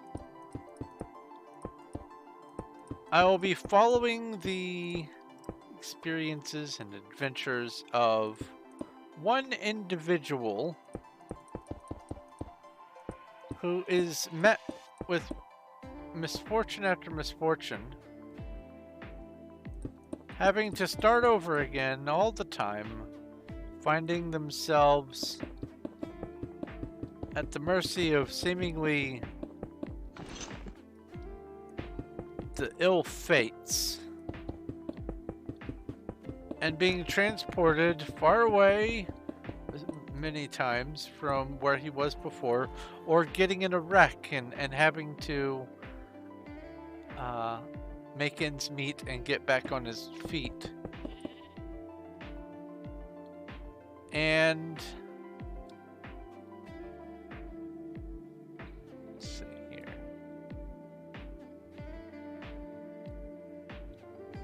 Yeah, it's right here. Okay.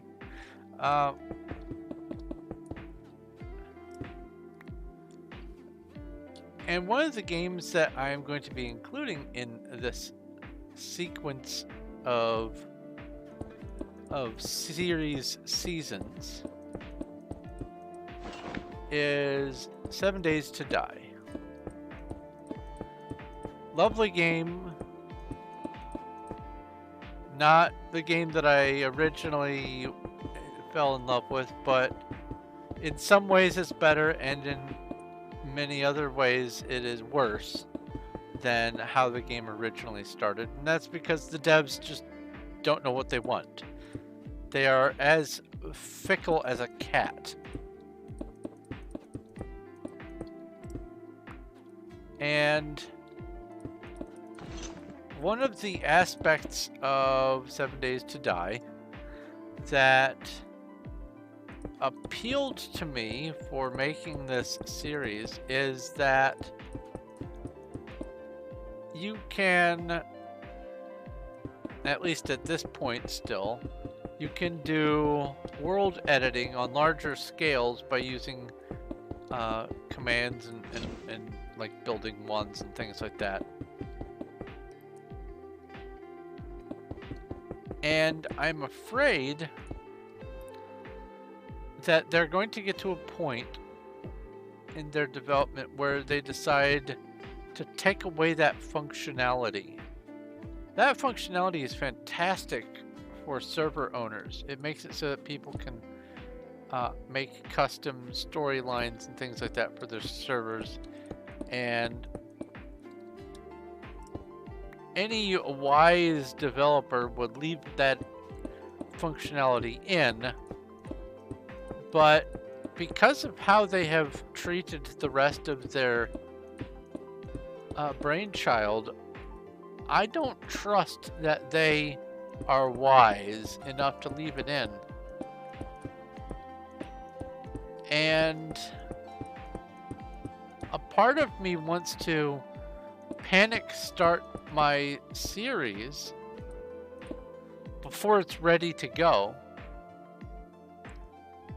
and just do what will definitely come off as a haphazard start, just so that I can get to the point where I will be using the 7 Days to Die content before the Fun Pimps have an opportunity to take that functionality out. Because it very much feels like the sort of thing that they would do. They would go, oh wait, people are using this to have fun? Oh, well that won't do. Take it out.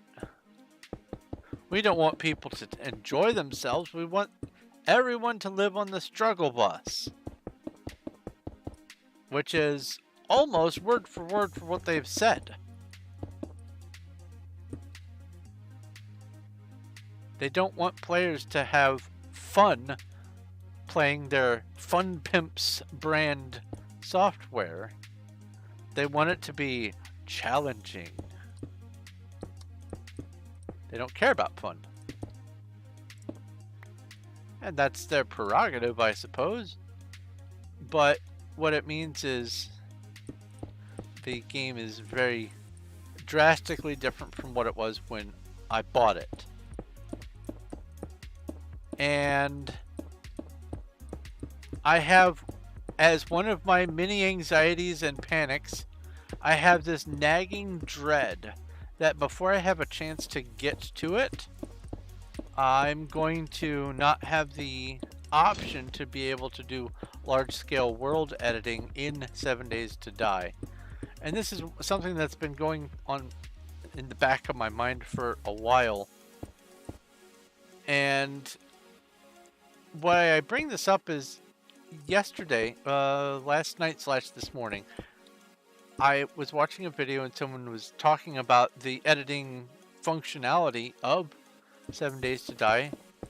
and they said the phrase similar to, man, this is great. I can make a server for the players to join and actually give it like some storyline and have a scale model of a town and all that kind of stuff. And they said the phrase, I hope they don't decide to get rid of this like they have other stuff. And my panic mode went, ree! They had to go and say it. They had to go and say it out loud.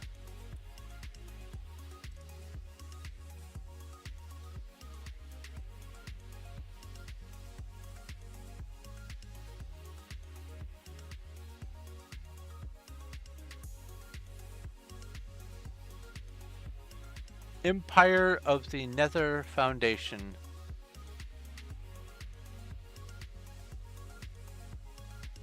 I do not know what you're talking about.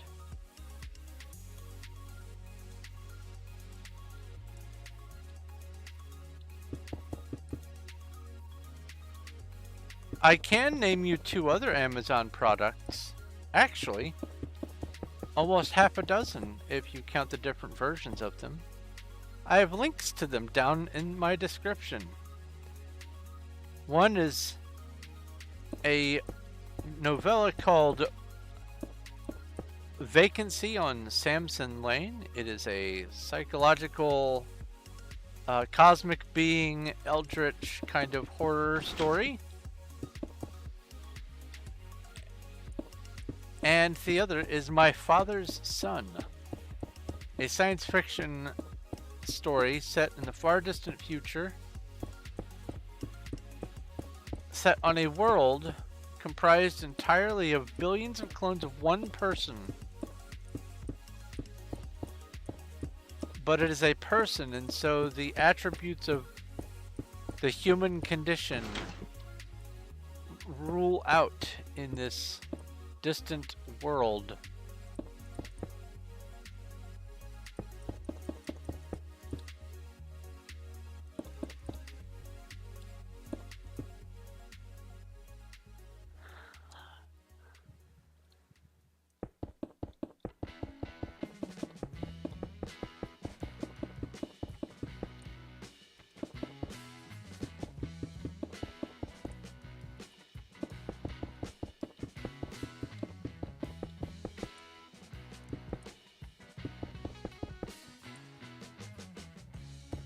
One thing that does occur to me when it comes to doing the Refugee to Regents series that I will be doing with all these data packs is that unless I do some very special addition of other stuff,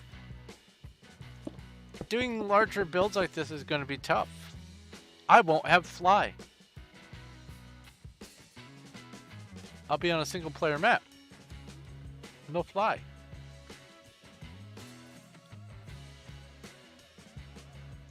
So it goes to here and then it does, it goes to there. So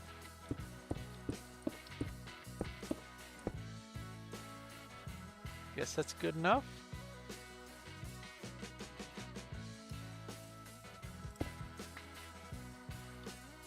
There, that's slightly better.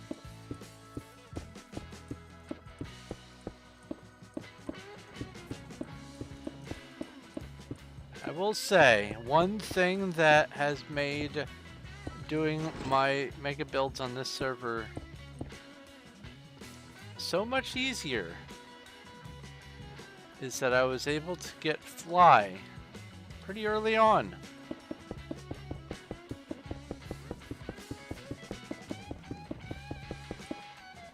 I actually, I got fly back in, I think, early 2018. I got it as a gift from another player on Performium at the time, because I had spent, but by their reasoning, I had spent so much of my time helping other people do these giant builds, and I had done all this stuff on my Skyblock island that I deserved to have a reward, and they said, what better reward for someone who does giant builds on Skyblock than to give them Fly? And so I was given Fly back in 2018 by someone who said, hey, I've noticed all this work you've been doing. Here, let me throw you a bone.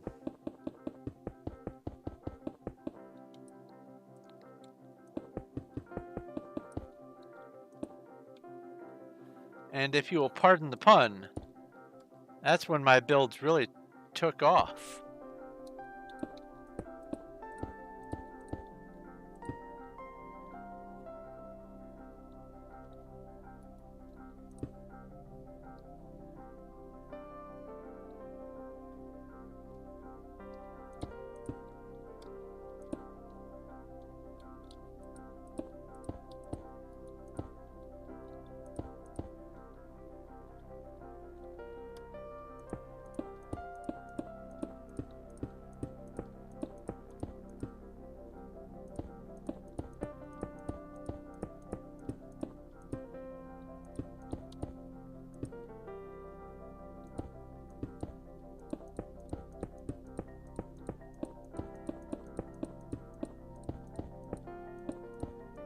Yikes, this build is large enough.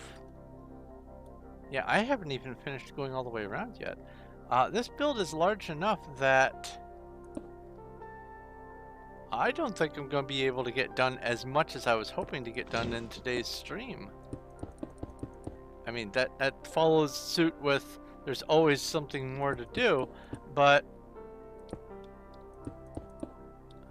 this is a large step that I've undertaken.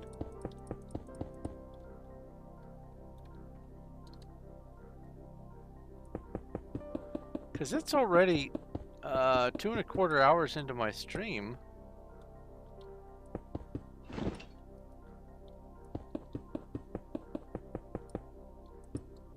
And I haven't even finished this top loop yet.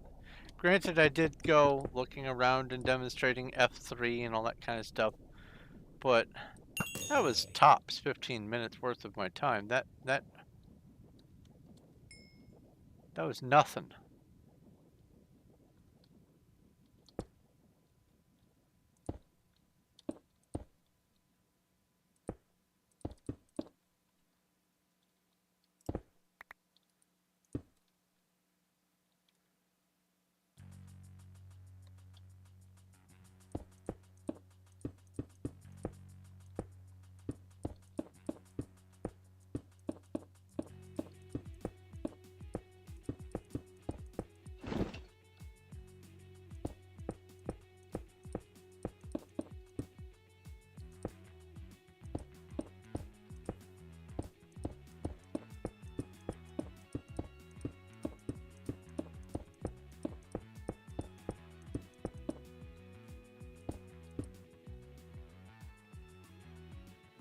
Now, I've been meaning to ask, after the outage that happened with my internet yesterday, I've noticed that the phone light does not show up on my router anymore, which may be because they finally unbundled the phone from everything. But I've noticed also that since then, I'm having a lot slower load time on some sites, like particularly YouTube. And I'm wondering if they didn't, behind the scenes, kick us down some sort of bundle package without telling us they were going to do that. So my question is my stream seeming chunkier than it usually is, or is it basically how it normally looks? Because I've not done the Ookla speed test since I've noticed it, but it is something that has been bouncing around in my head as a ponderment And instead of running the Ookla speed test, I can, you know, just ask you guys. How's this stream look? Normal? Less than normal?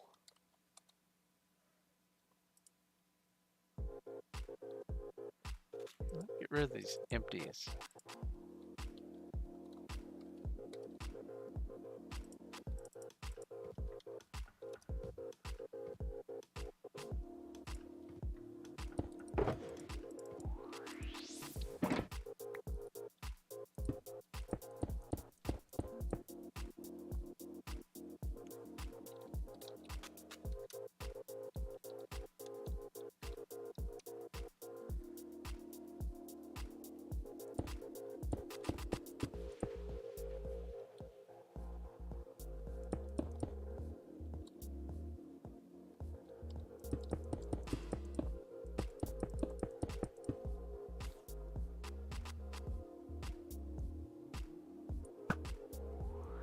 Oh, you're closer than I thought.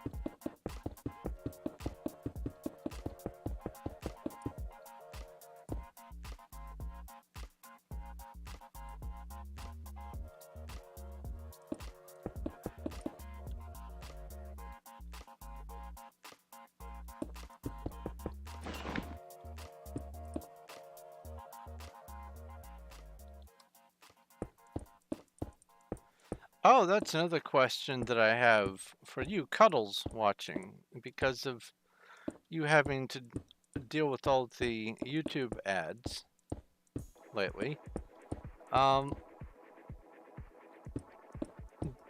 does my older content, the previous videos back then when I used to monetize them, do they serve ads? You don't have to look right now. I'm just asking if you either already know or will be able and willing to look later, because I'm absolutely curious to see if ads are being played on my stuff without my permission and without my being able to, you know, see anything from these ads.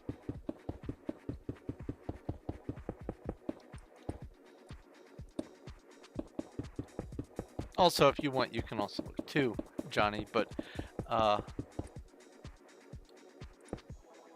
don't know if you use ad blocker, but recently Cuddles has been unable to keep using ad blocker, and I've been trying to set up a time, but she's been sort of out of sorts lately, where I can help her get some sort of setup that will allow them again, or allow the ad blockers to work again, because she's having instances of like a 29-minute video having 17 ad breaks, not 17 ads, ad breaks, amounting to making it so she has no interest in watching YouTube whatsoever anymore. And I'm wondering if my stuff, which is technically not monetized right now, even though it was years ago, I'm wondering if I get ads on that stuff.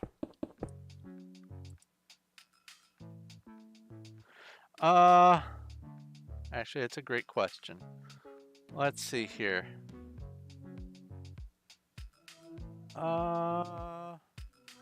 My bee guide. Go back to my bee breeding guide, my forestry guide. Those for sure had ads. absolutely had ads because that's where I was making my money was YouTube back then. I was making like $700 or more a month sometimes back in my heyday before the several adpocalypses happened.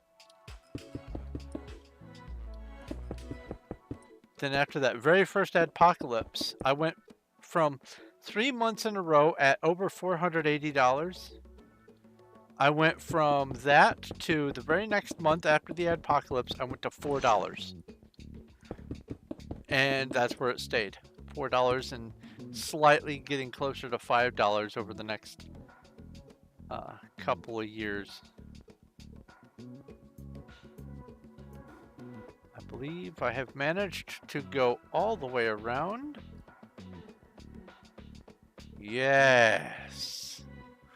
Good, good.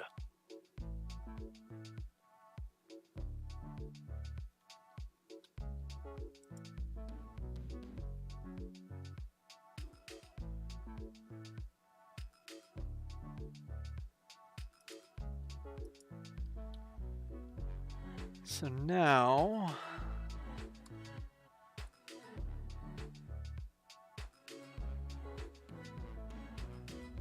let's look at that picture.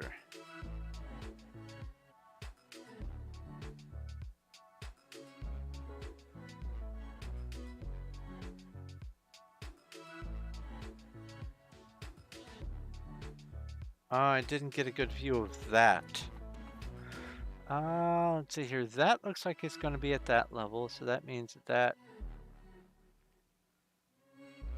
Okay, yeah.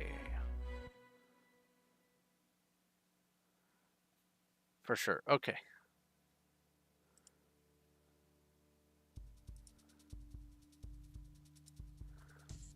Let's put this in here. And now for the top part of these large sections, I want to have regular stone brick. So home warehouse.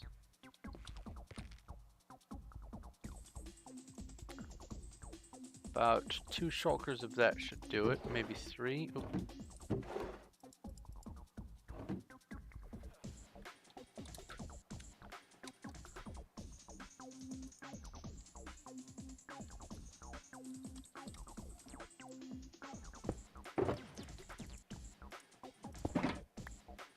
Because I want the tops to look slightly different for sure.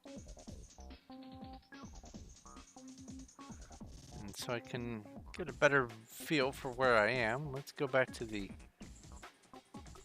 front door.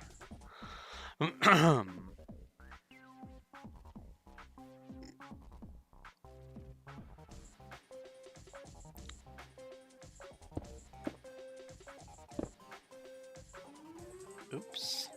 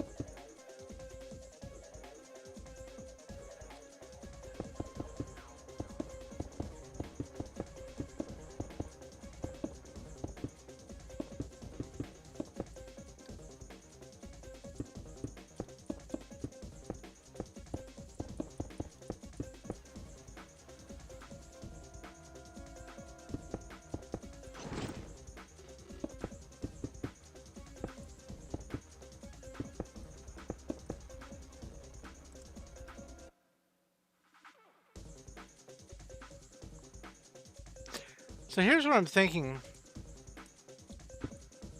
Once I do finally get to put ads on my stuff, which is gonna be forever.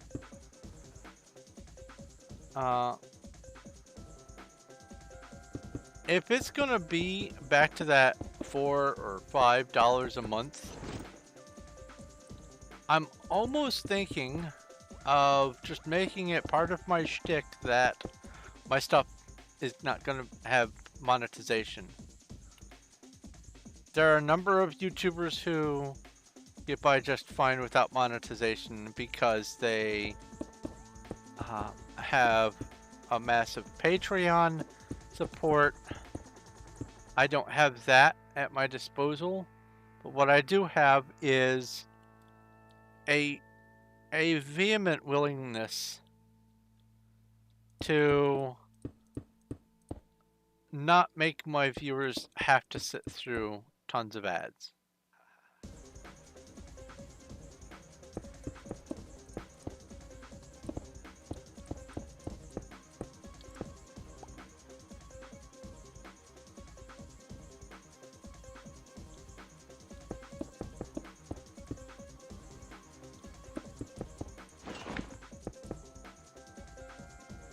Might even make it some of my start of the video gimmick to as part of my greeting say, and remember, I don't put ads on my content, so if you don't like to see ads, and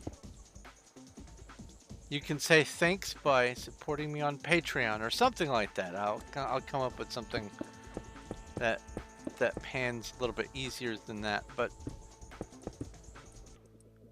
I'm more than happy to do that sort of thing if it means that at least people who visit my channel don't get ads. Because I know that people who get the sponsorship, like they get a sponsored video,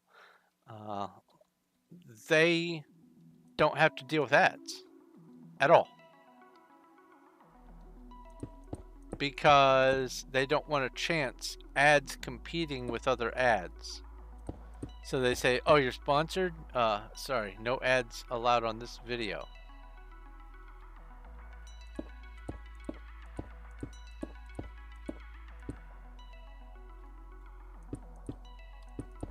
So I'd mentioned something like this to Cuddles in the past, but if you really don't like to see ads and you can't use an ad blocker, what you can try to do is figure out which YouTubers you watch who almost or only exclusively do self-sponsored content, or the content that say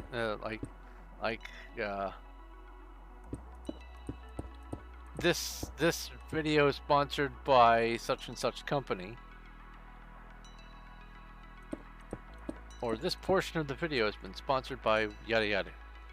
You find people who do that with their content, and they shouldn't have ads anywhere while during the time that they're having their sponsorships. So if you find some channels that tend to do lots of sponsorships, you're not likely to get lots of ads. A pro tip.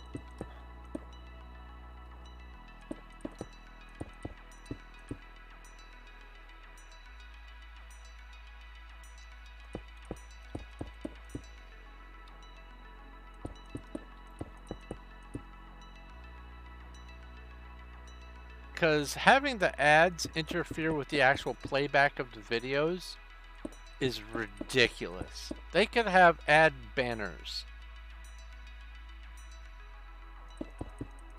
They could have ad banners on the sides of the web page, and you know, like between the video and the description, or between the description and the comments, or have them show up partway down the comments. They could do stuff like that.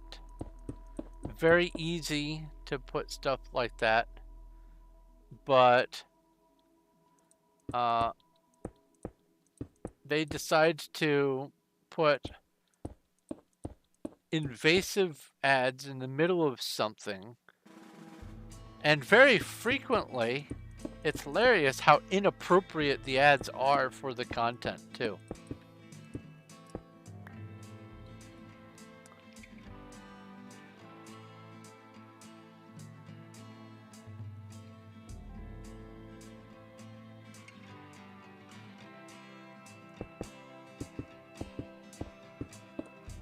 Like you can be watching a video about how I lost my husband in a terrible skiing accident.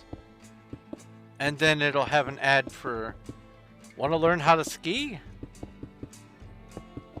Like, bruh, that's insensitive. A little bit of content awareness would go a long way.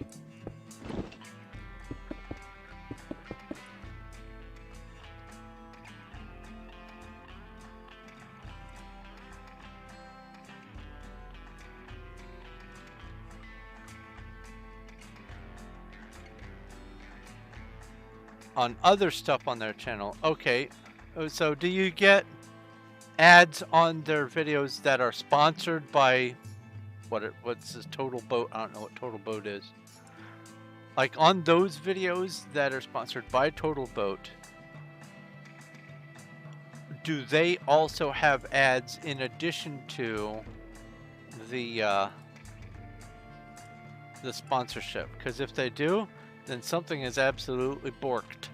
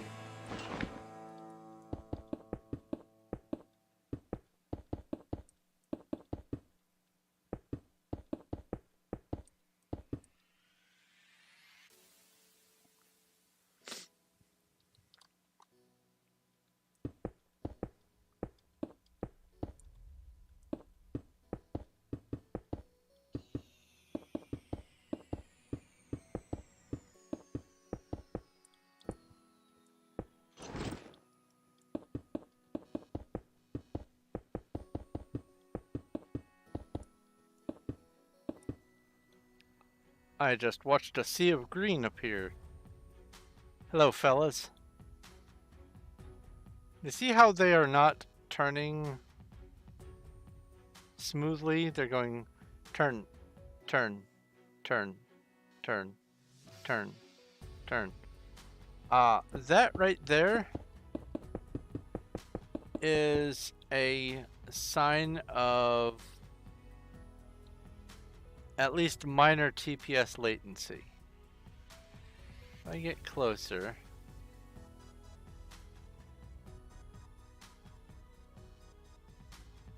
his head turned smoothly that time.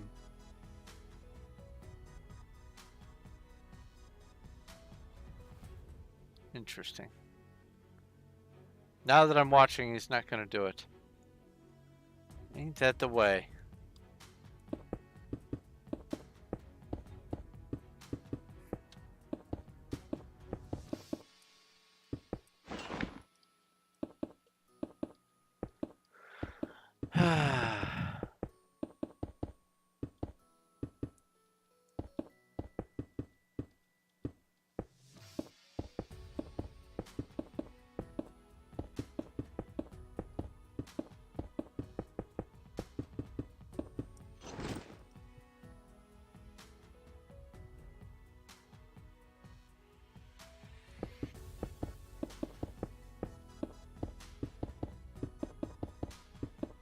You might be wondering why I'm leaving that up in the sky.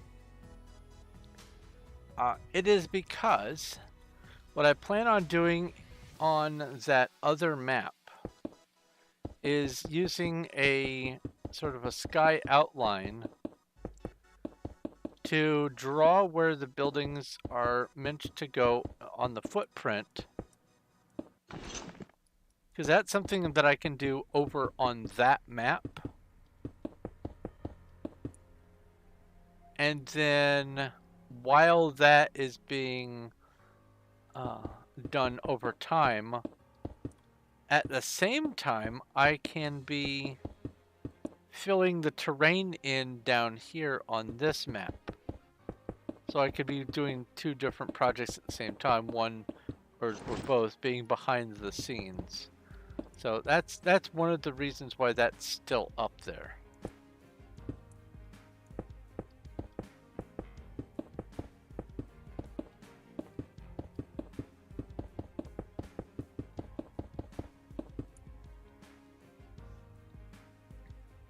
Another part of the reason is because I enjoy sprint parkouring across the top of this, just for giggles.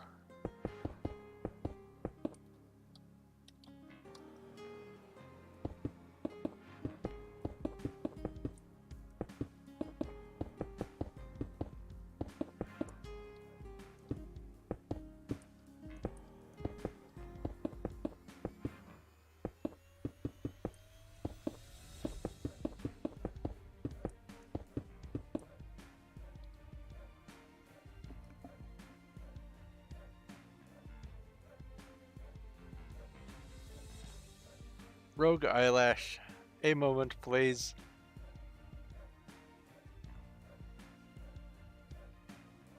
Ain't the human body grand? Wee. Okay. Hey, there's 3 of everything. Neat. Okay. That was sneaky. I didn't hear you show up. Come on. Come on. Okay. You can do this faster. There you go. Good job. I'm so proud of you.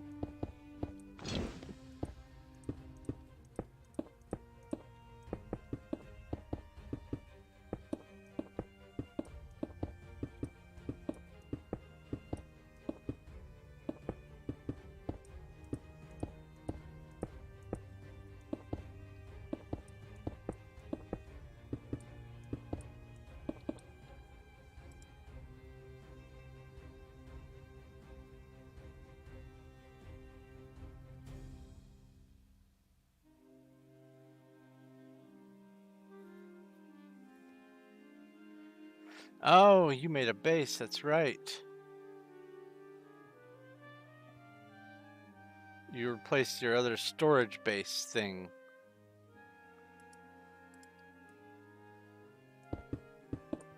Would you call it an outpost?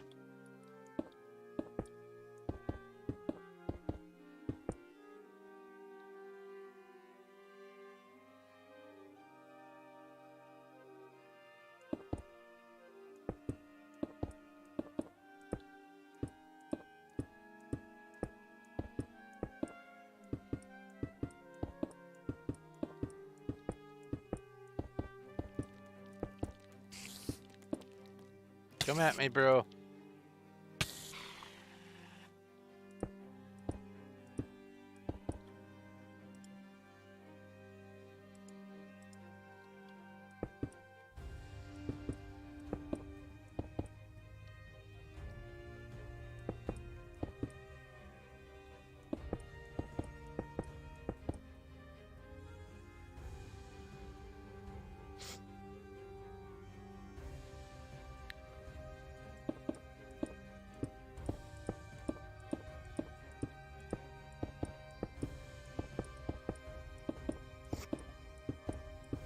So I've been tossing around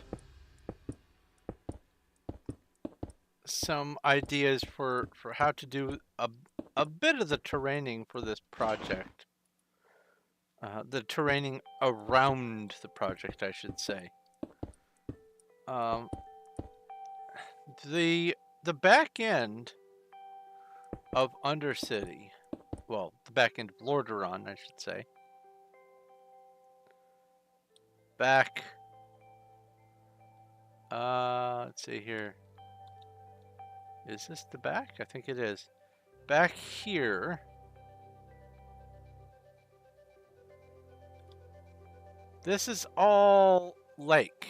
Lake actually butts all the way up almost to the edge of the city. And I've been tossing around the possibility of reforming this area to be a lake. And if I do that, I'm going to probably have some little underwater maze and entrance to Undercity But the other option is to forego the making it match and just generally smoothing out the terrain to match the nearby terrain. Obviously, I want to keep the main area generally free of obstacles and stuff, but equal parts of my brain want to either do the terrain changing to make it a lake and make the environment around Lordaeron be at least similar to what it is in the World of Warcraft map. And then the other part, the equal other part, wants to say, there's no point in changing the environment. We have what we have. Let's just make what we have blend together.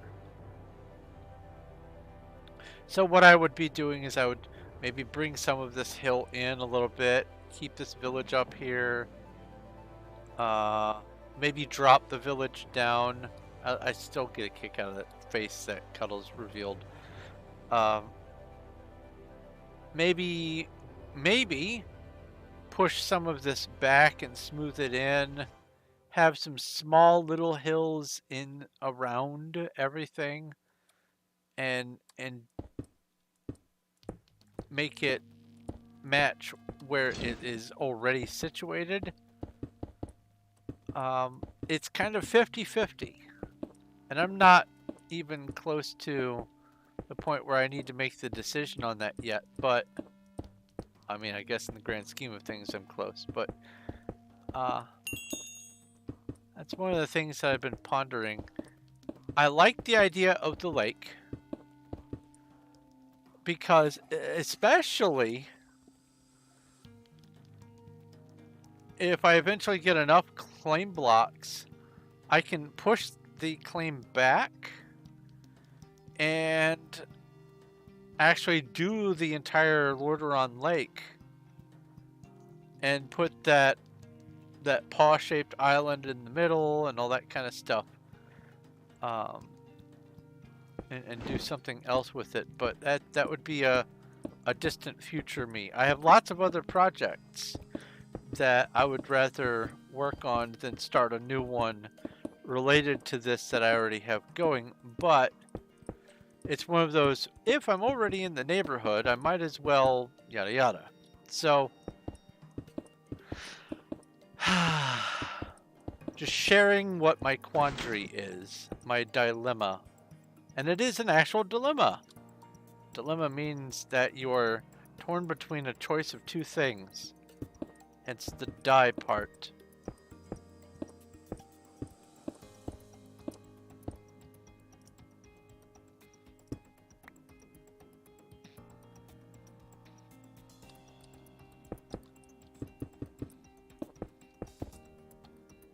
What's this?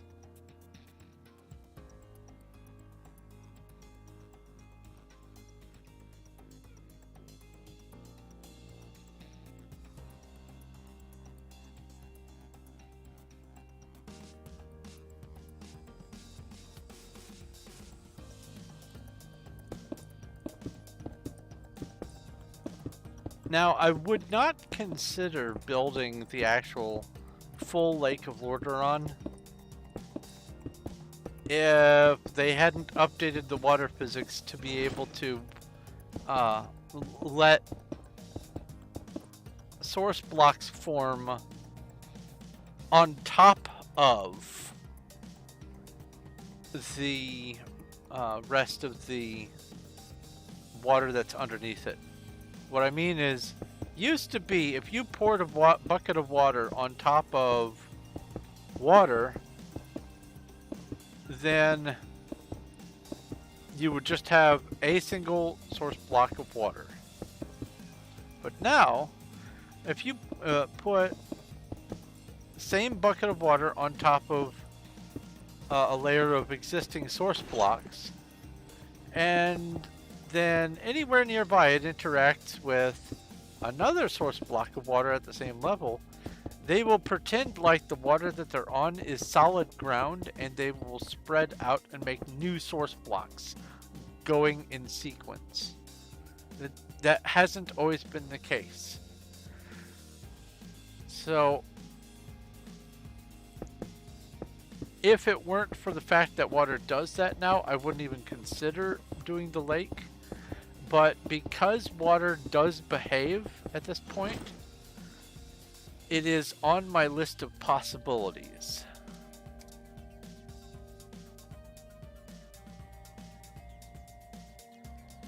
I knew I should have put these in some semblance of order.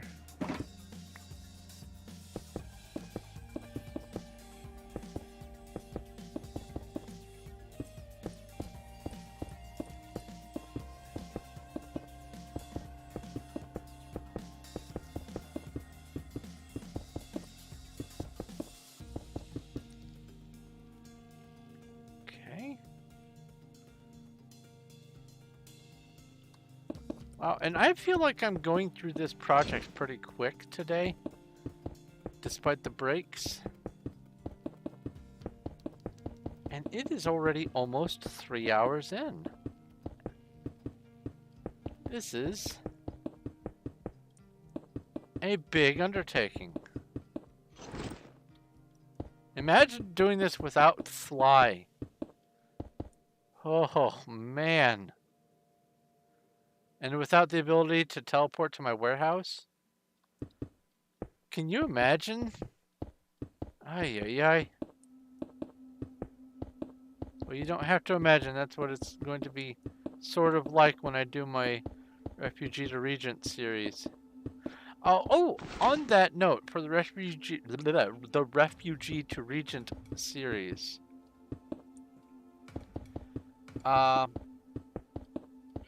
I am going to... Obviously, I'm going to do a lot of the busy work on streams.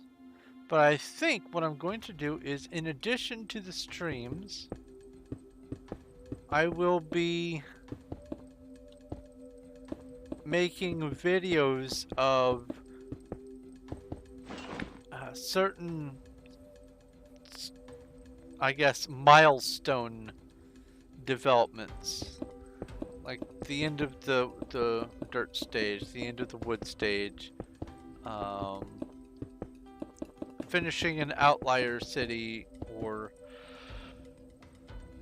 founding a bunch of outliers in preparation for the next stage, that sort of thing. I'm thinking of doing video in addition to the streaming, but I want to do a lot of the work on stream.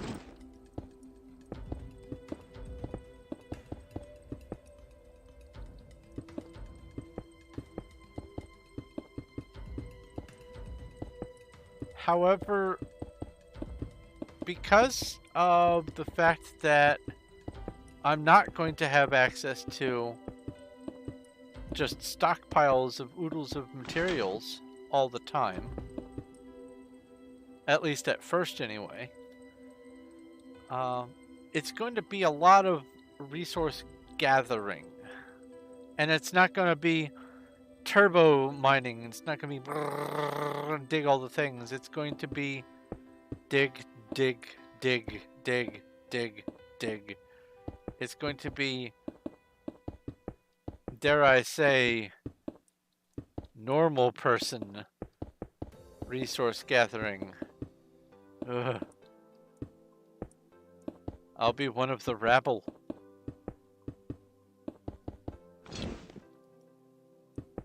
A refugee, even. And actually that does remind me, I need to see if I can find some data pack that adds a type of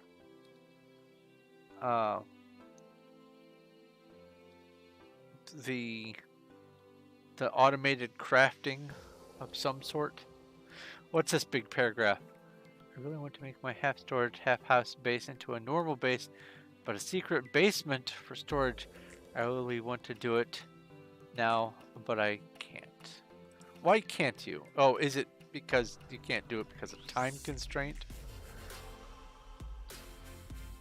And that's what you mean, you can't do it now, but you do want to do it?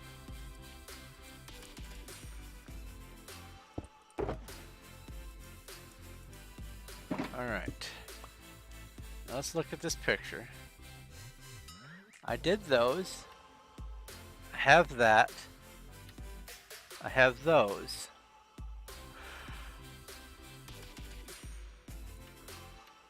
I have that.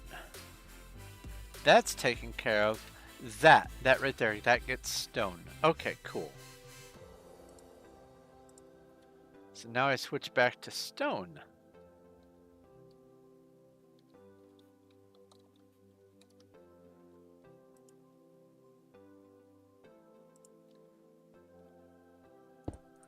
I found my partial on the first try.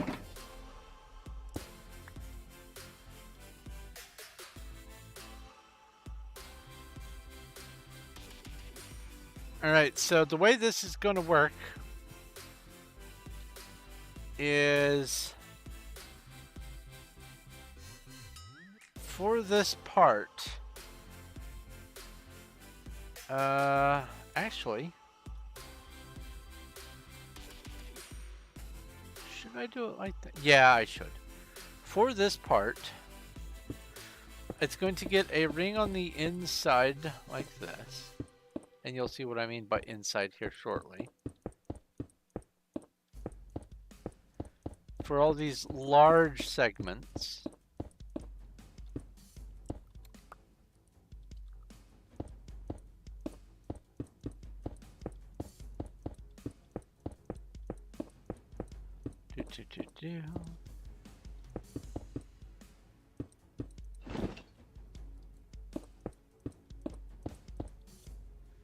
And then, oops.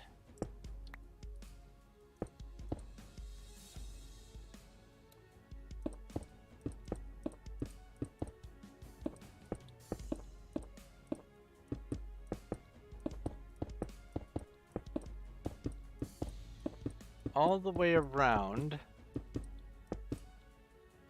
it will get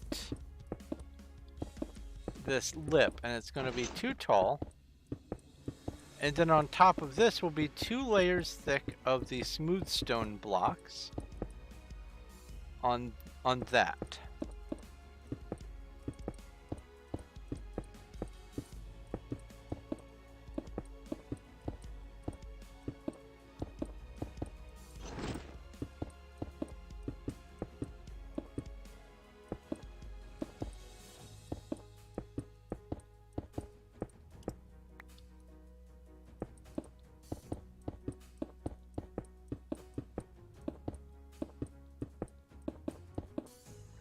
Like so. And this will happen on the top of all of those. And then on top of this will be, let's just pretend this is 2 more layers of smooth stone. Not stone, but smooth stone. And then just inside this ring will be bricks. And then what I want to do is just cap off at this layer here these large segments. That way there's a purpose for this ring existing instead of just putting out 1 block and then building up and then building around. This is going to actually be the layer at which the inset happens. Instead of just 2 down, it's going to be 3 down, because there's no real reason why it needs to be 1 layer higher. So I can just do it like this and use this as the start of the lip. So that is how this is going to work. I think what I'll do is I'll build up first. And then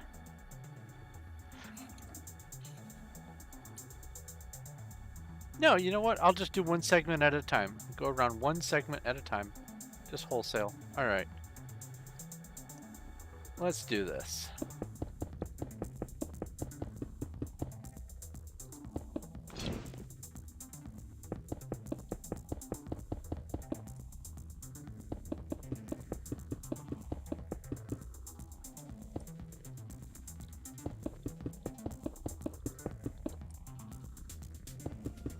I also need to decide on the lighting situation for this area.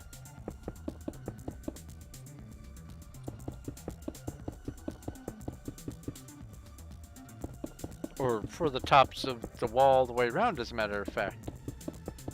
Because what I'm going to ultimately have is I want the entirety of this build to be safe for players to just explore with and AFK if they want, without fear of getting attacked by anything ever.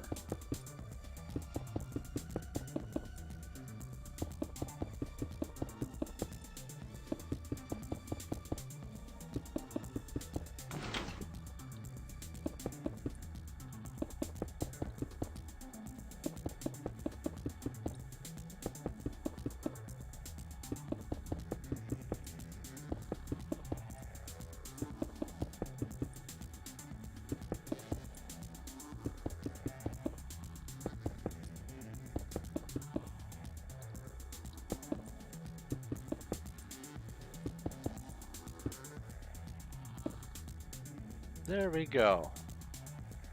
First one done. How many of these are there? 1, 2, 3, 4, 5, 6, 7, 8, 9, 10, 22. Well, 23 counting the one that I started.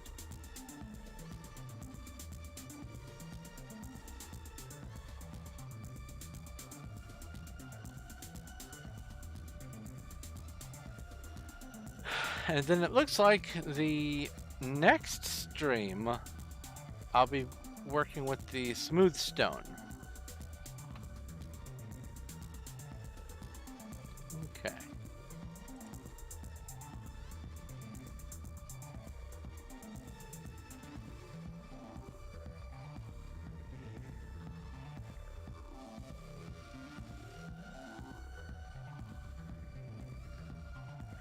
Boogity, boogity, boogity. Usually my voice makes people fall asleep, not jump out of their skin.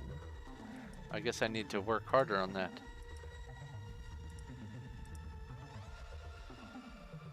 Note to self, be less exciting.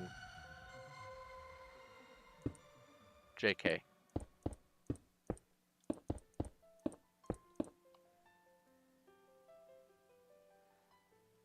Stumpy Roscoe.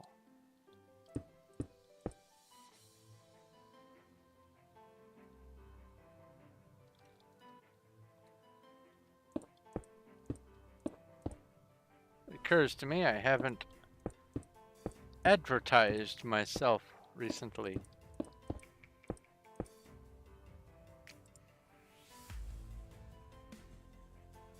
I did it again. Sounds to me like it's time for you to go to bed. If you have somewhere to wake up early for tomorrow, you need to get more rest.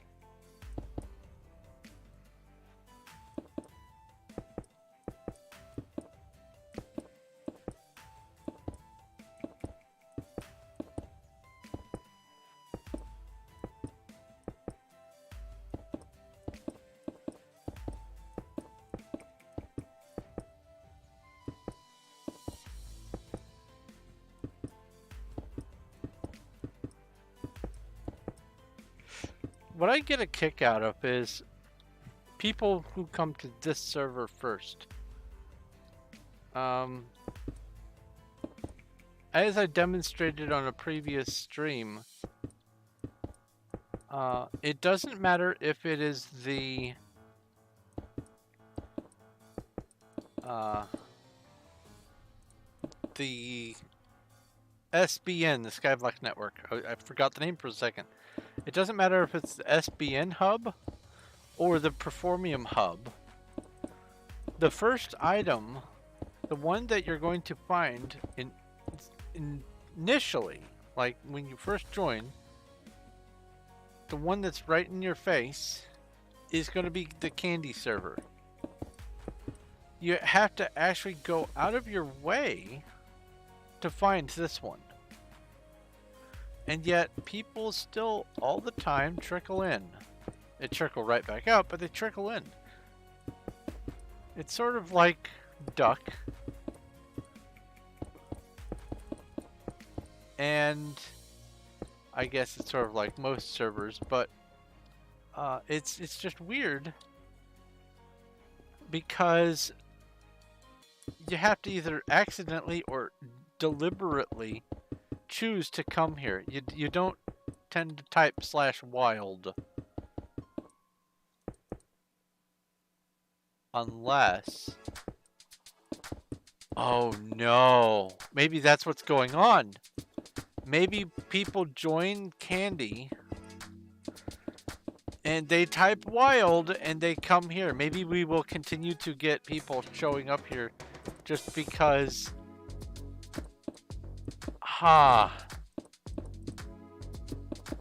You think that might be what's going on? That would be hilarious because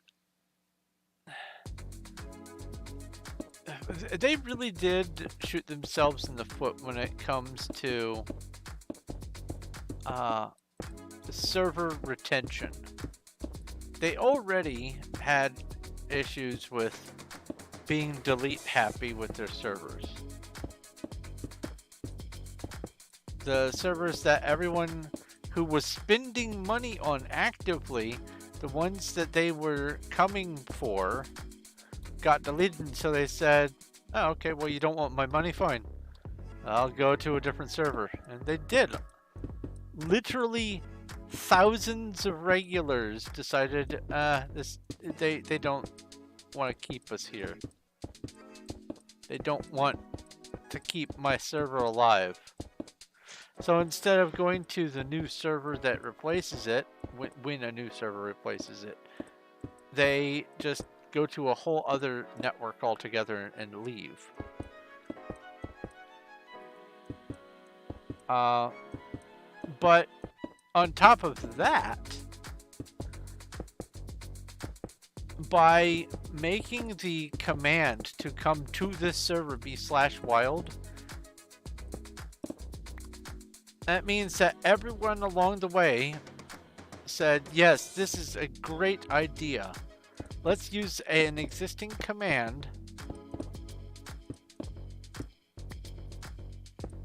and surely nothing wrong will come from it when people type /wild and show up on a completely different server. I bet that's what's going on here, why we keep getting as many new players as we are, because we're not the first on the list. We're not even close to the first on the list on the SBN hub, and we're this little lily pad off to the right of the very primary server. So that has to be what's going on. It has to be that people are joining like Candy or whatever. They join, they type /wild to go randomly somewhere in the wild, and here they are. They show up here. That's gotta be it. That has to be it. Because 95% of the servers out there, if you join and you get to spawn and you want to get out into the world, you type /wild. It's how it do. And by them changing that up, it has baffled so many people.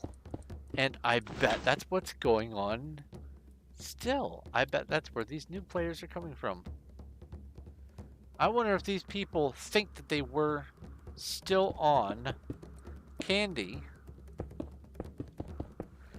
and by typing wild, they end up at a new spawn, maybe not paying full attention, and they just start wandering around looking for, well, maybe I can find somewhere nearby to build, not realizing, oh, this is a different server altogether, and here I am at a whole new spawn. I wonder if that's what's going on.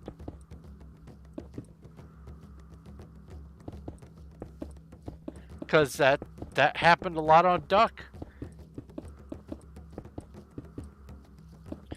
There were even people who said, basically, what the heck? I just typed wild and I'm back at spawn again.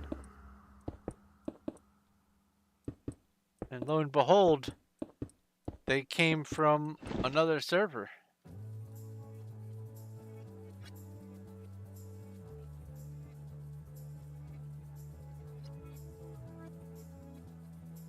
Like they would come from Duck to here back when this was the happening place.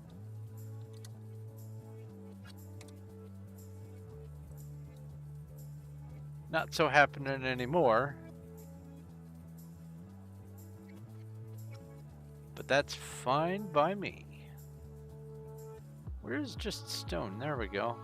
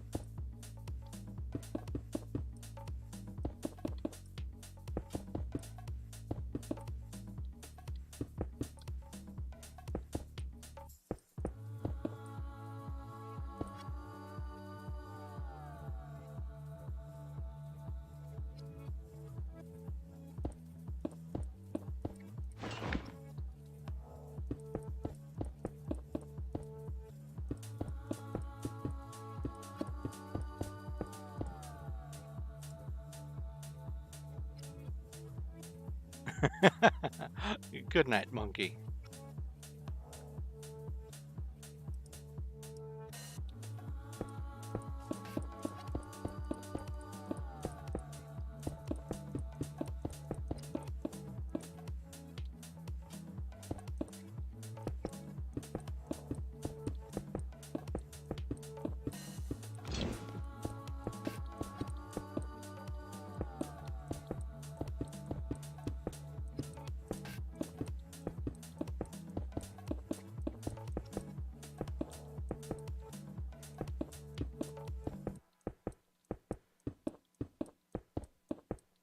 So when I say goodnight monkey, it makes my brain say goodnight moon.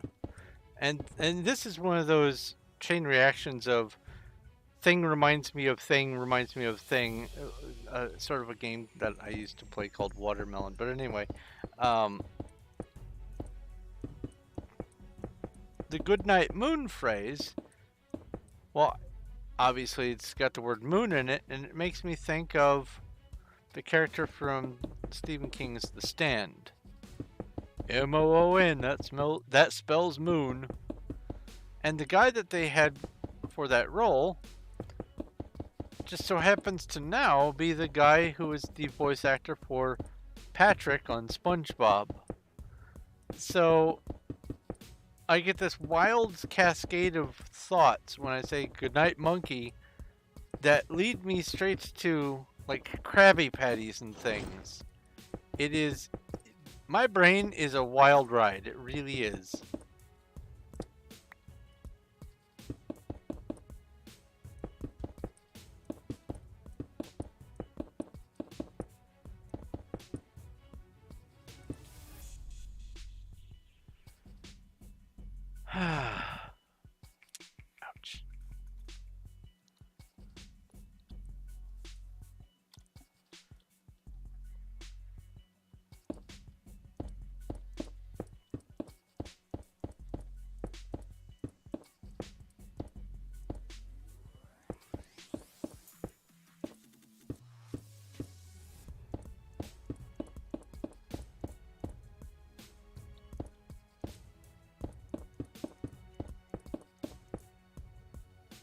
Okay.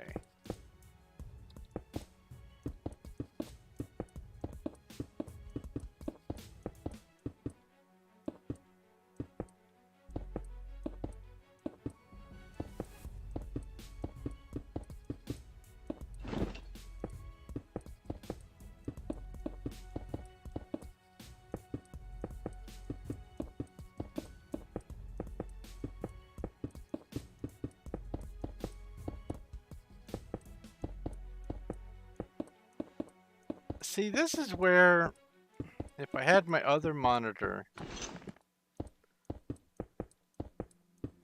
I would be reading interesting facts while I'm building.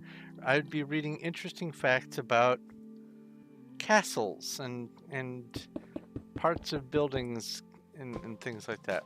Castle architecture. But I don't have anywhere to put that information.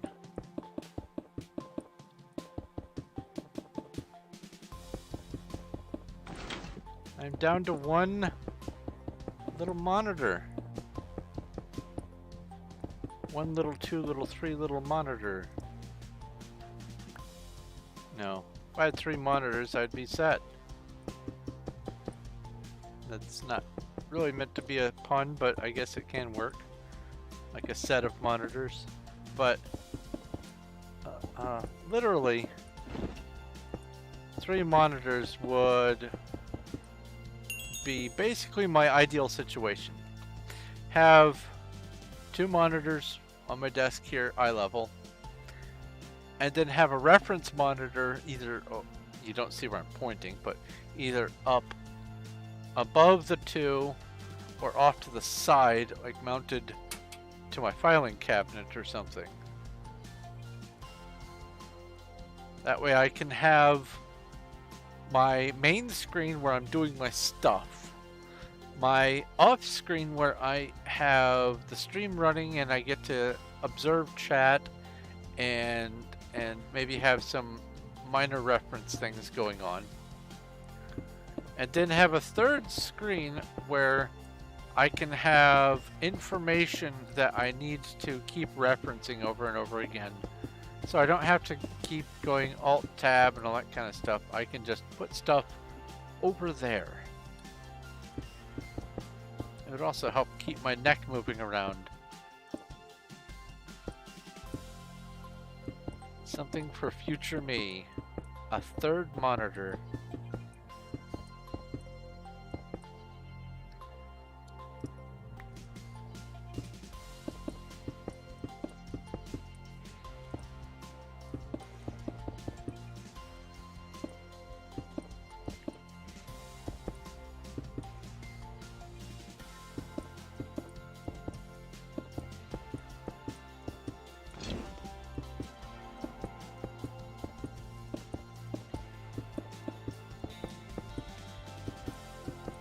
So, well, it's not yet time for me to finish the stream. I'll probably still be going for about another hour.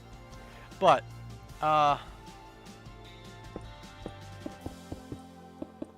sort of planning ahead. Tomorrow is Friday, TGIF, and while I normally don't stream on weekends, I am very likely to try messing around with the Stardust Fragment. I had to remember the term. Data pack.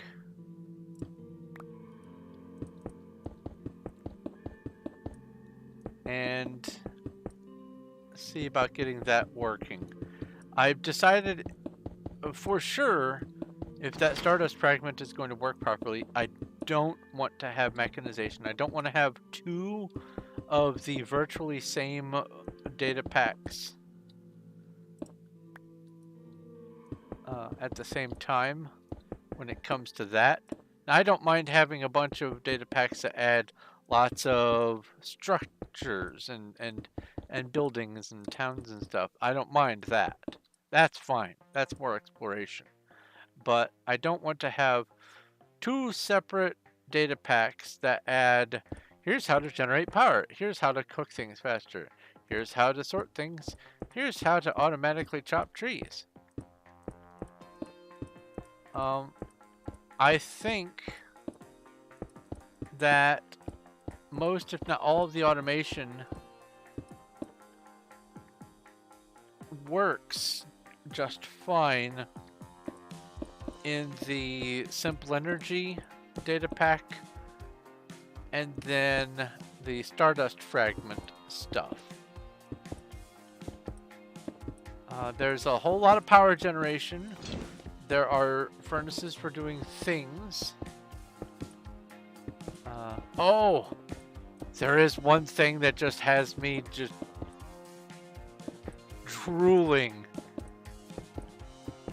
Octuple compressed cobblestone. That's right. Compressed cobblestone, baby. Have 9 cobblestone? Bam, now you've got 1 compressed cobblestone. Have 9 of that? Bam! Double compressed cobblestone. 1 double compressed cobblestone equals 81 cobblestone. Just like blue ice. 1 blue ice is 81 ice. But then we can go deeper. But there are some things that are not replicated. One, I think, is an automatic tree chopper. But if I am getting all that wood from the Newen town, from the lumber mills, and if I can just trade 1 wood type for another using those traders, which I think is the case, then I don't need to have an automatic farm for chopping them down.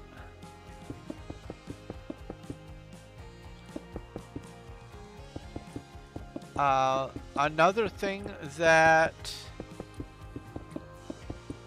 the mechanism data pack adds is the automatic the farmer thing,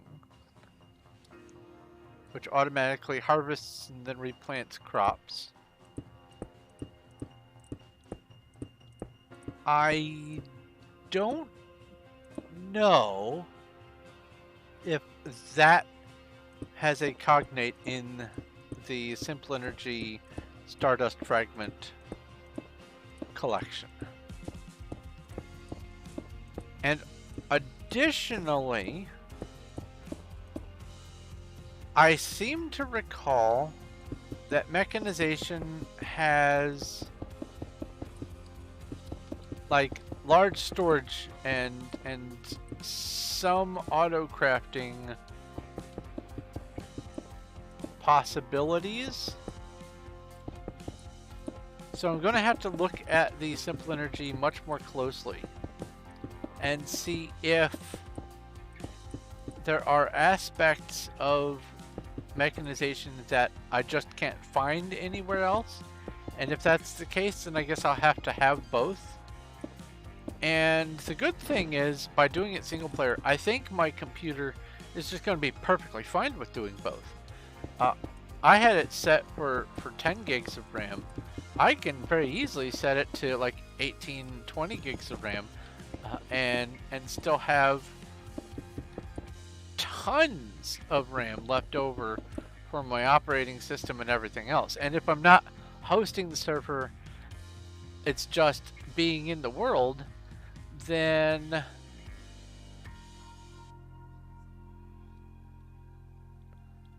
oh, I thought I messed up. Then oops.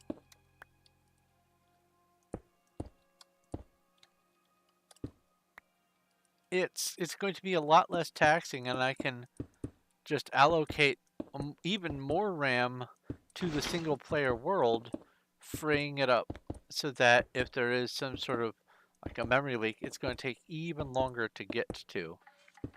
And the best part about doing the single player is if I do get some sort of memory leak or whatever, I can just save exit, relaunch, and it's back to square one. It's back to the 20 ticks per second, no matter what. So I have a little bit more looking to do, and that's kind of what I want to do with the probable stream tomorrow, is see what exactly Stardust Fragment has to offer, and then snoop around and see if there are any other data packs that can do what I want to do with mechanization more simply. Because mechanization is nice up to a point. I don't like having to do all of those liquid alloys. I'd rather have ingots that I can just store as ingots and not have to worry about piping or anything like that. I didn't really mess with the mechanization piping too much because I don't know how convoluted it is. I'm kind of apprehensive about it.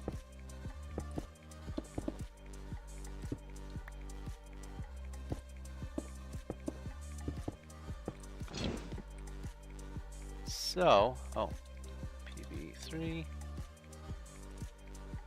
stone.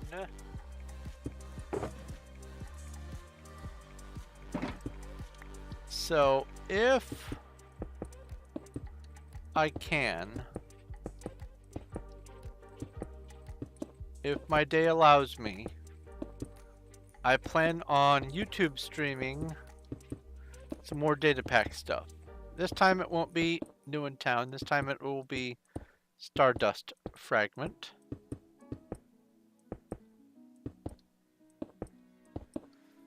One thing about Stardust Fragment is it likewise adds several of its own dimensions.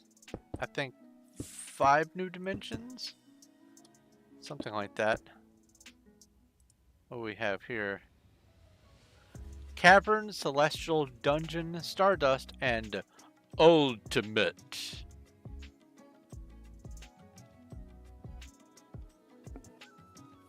And even with all those other new dimensions, because it was single player, it didn't matter. It was just fine.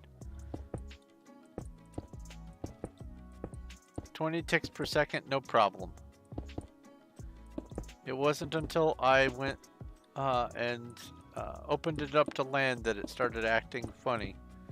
And then when I saved and exited and relaunched, back to 15 ticks per second. Or 15 milliseconds per tick, I should say.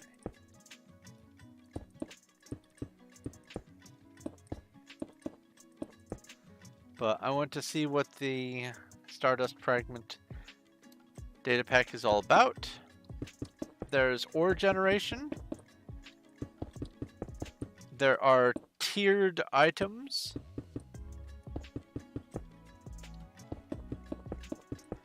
There's almost certainly going to be achievements, which means more tabs. I think that's unavoidable at this point.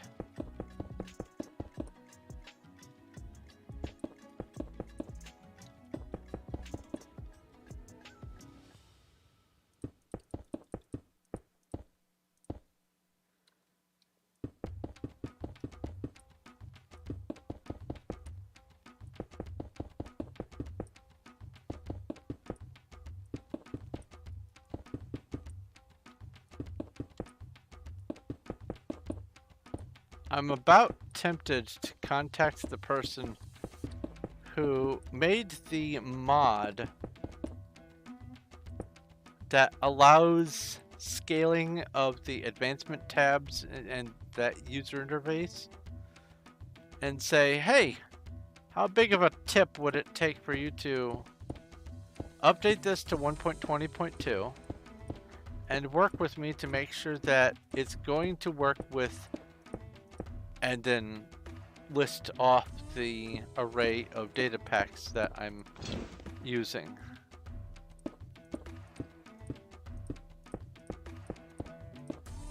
Because if I can get a hold of them, they say something like, I don't know, 10 bucks. To me, that would be 10 bucks well spent. And I would probably actively pursue it because they are literally the only one out there who has done anything like that. And I don't know anything about modding yet. Probably never will because I don't have the time for it.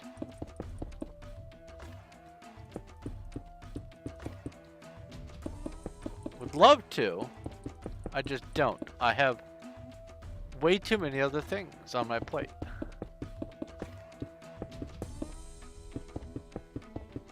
Probably ought to put some of these things back, but too late.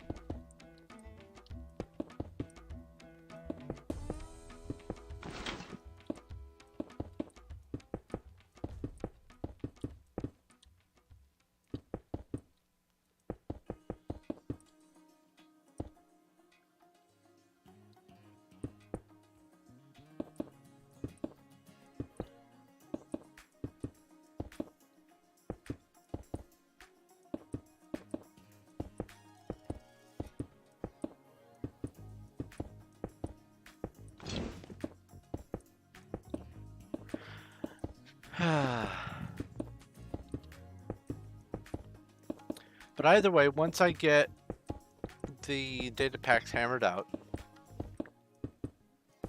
I am going to spend some time writing up the plan of attack for doing the Refugee to Regent challenge amongst all of these data packs on 1.20.2. Which means I'm going to have to add in some of my own balancing and use some best guesses for how the challenge is intended to work for the stuff that involves, like,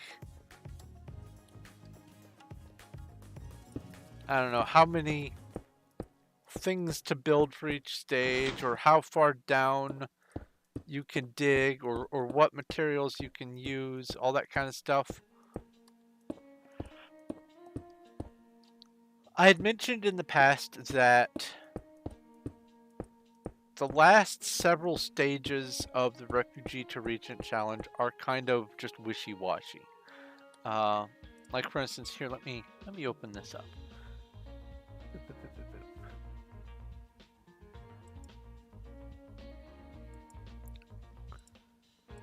The original challenge, the 10th stage, called Diamond Capital. Main goals for this stage: defeat Ender Dragon, build a diamond beacon in your capital, colonize the end. That's it. That's all they give you. The Emerald Megalopolis, right before, has a bunch of different things, but it's still a rough outline, but it says, all right, at this point you need to have this many houses. Any of your additional outliers need to be built up to their current stage. Make sure to connect all the roads and other transportation between. Here is the stuff for all the commercial end, the Tribulation Tower, crime, and hospital. Here is stuff about adding guilds for technologies in addition to the guilds for agriculture, and guilds for mining, and guilds for this and that. A college for magic, different colleges for magic depending on what kinds of magic are involved. Expand army bases and fortifications and things like that. And while that sounds like a lot, it's a very short description compared to even the one just before it, which is hundreds of lines of text. But now the new version for the Diamond Kingdom has even less than that. It's just a description. It says Diamond Kingdom. The Ender Dragon fell before your might, O Majesty. Her egg sits proudly in your throne room. Your beacons shine into the night, and all see and acknowledge your might and power. Congratulations, you have reached the end of the Kingdom Building Challenge. If you wish to keep going, I will be putting up even more challenges and requirements like you may have seen in my Empire Building Challenge expansions beneath every single stage of this challenge so far. They say every single stage so far, but no, not really. But anyway, there's all of this room for advancement and improvement near the tail end of things. It's just general guidelines like, I don't know, kill the end dragon, do something. Well, I want there to be actual objectives for each stage, and I want to map it out, because when I get to that point, I don't want to be going, all right, now what do I need to do? I don't want to be in the middle of a stream going, all right, let's plan this out. How do I want to do this stage? I want to just start a stream, start a video, whatever, and go. Because I'm going to have to stay on top of getting resources, building structures, allocating the population accordingly.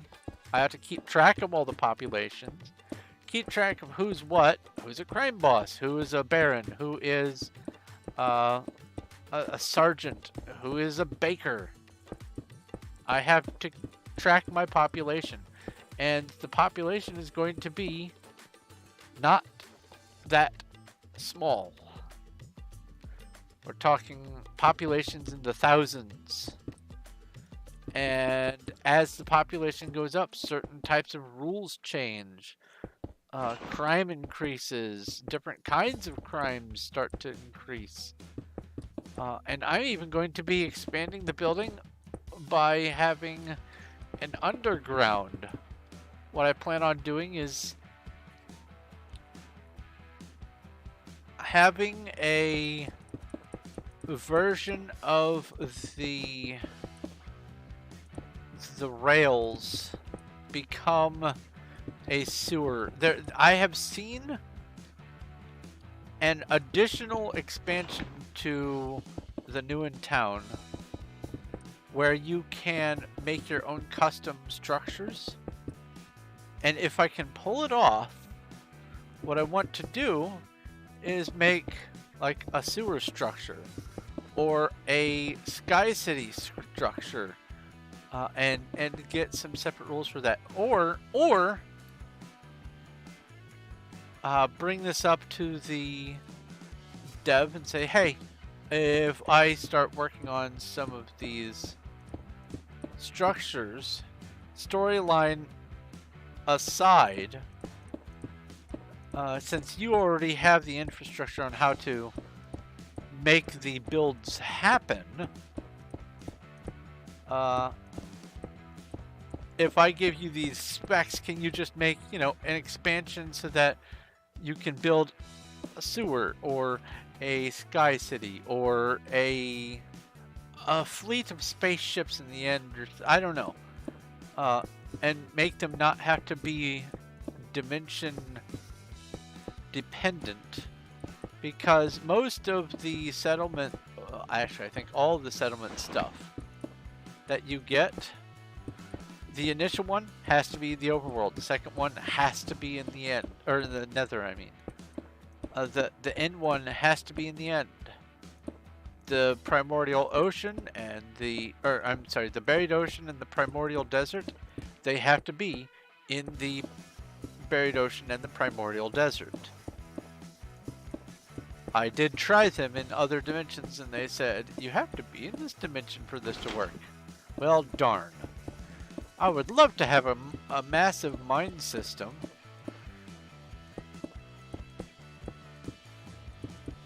But another thing that I wanted to do is work on some structures that would be like race related, like uh, Elven Tree City, Dwarven Underground City structures built by connecting the towns together, or the sections of the town together.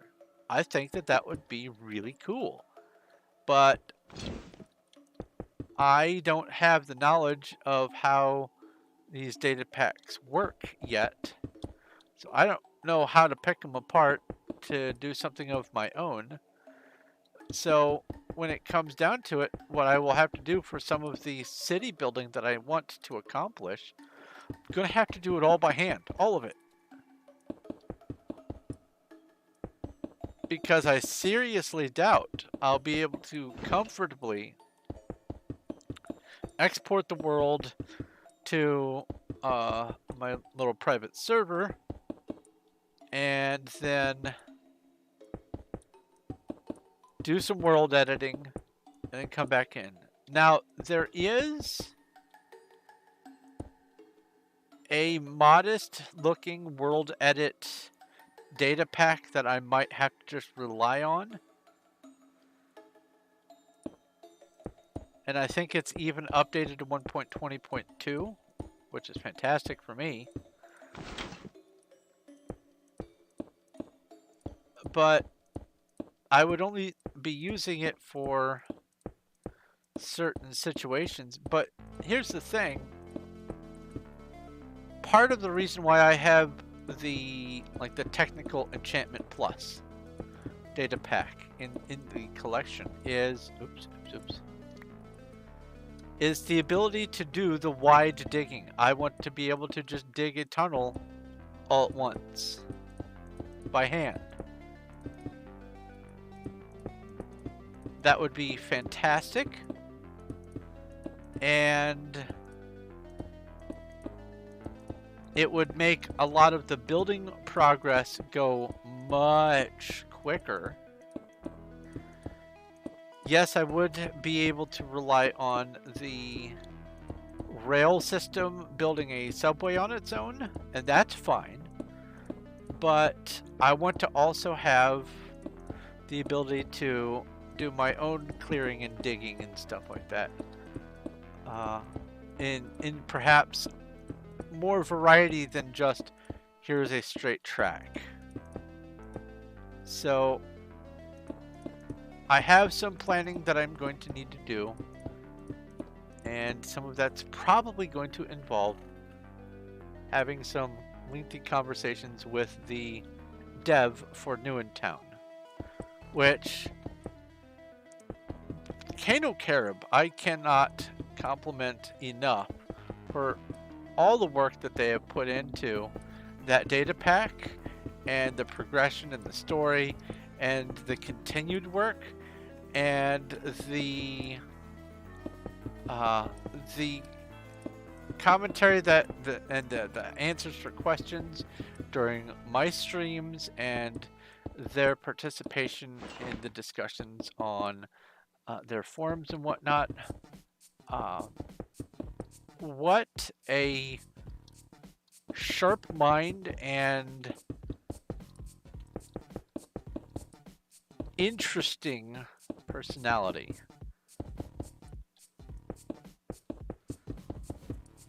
And I am out of drink. I will be right back to finish the rest of this off. Let me fly over here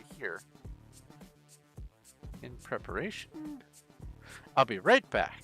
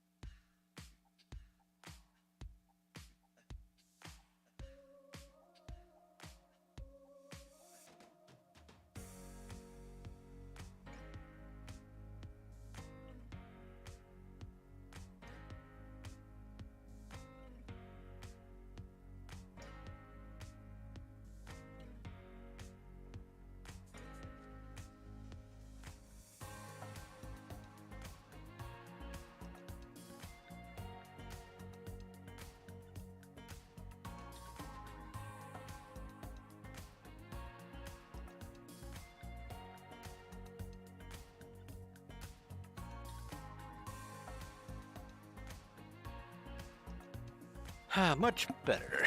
I have returned with a full glass of cherry-flavored water.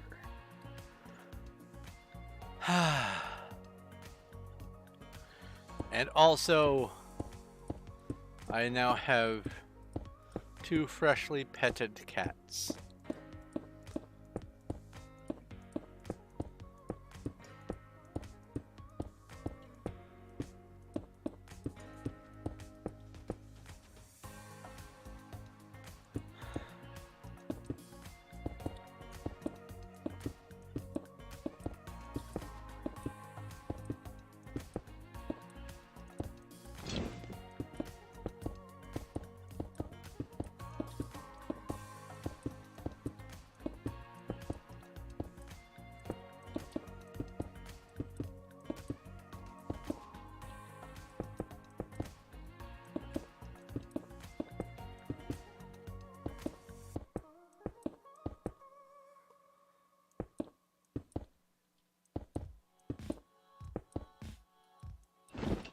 What? Oh.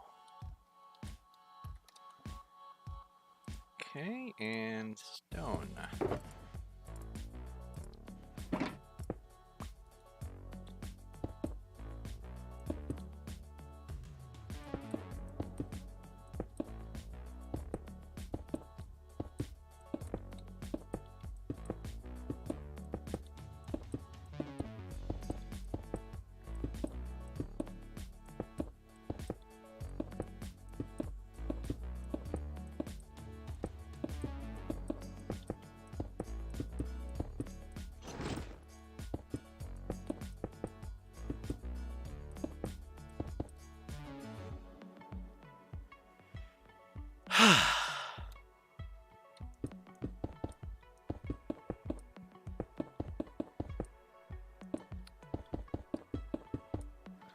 So who has any sort of weekend plans?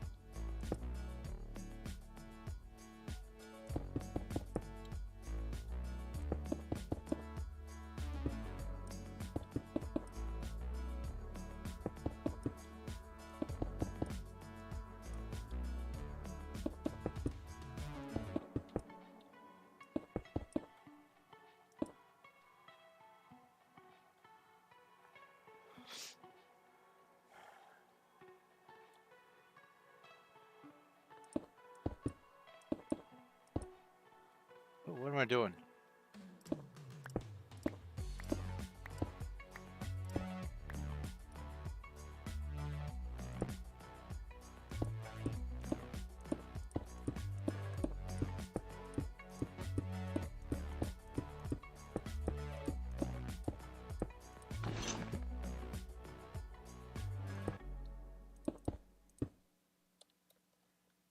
Wee!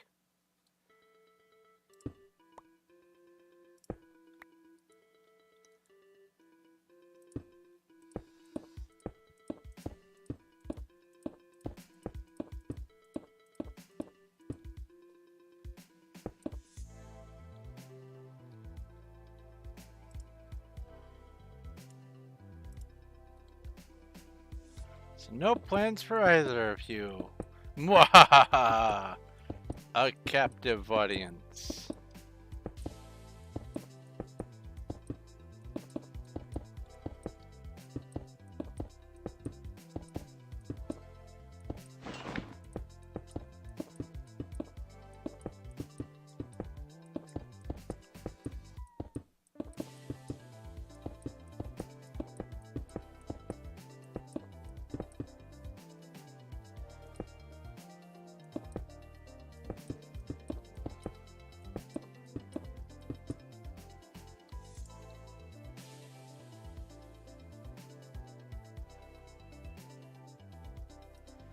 Clean some stuff.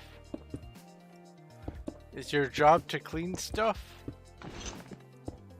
Or have you been tasked with cleaning stuff that isn't normally your job? Actually, I don't know if I've ever actually learned what your job is.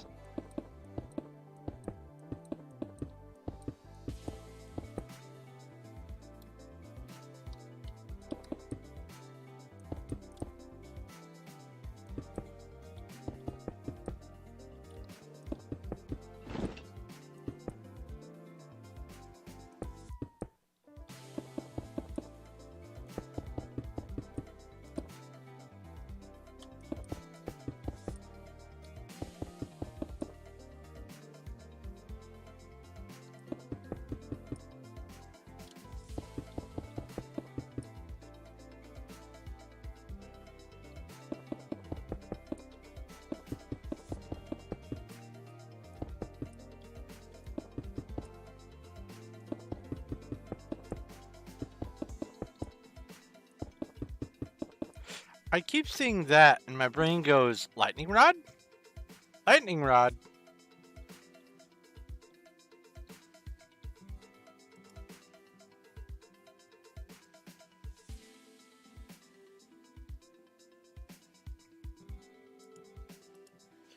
Beating the Elite Four in Platinum.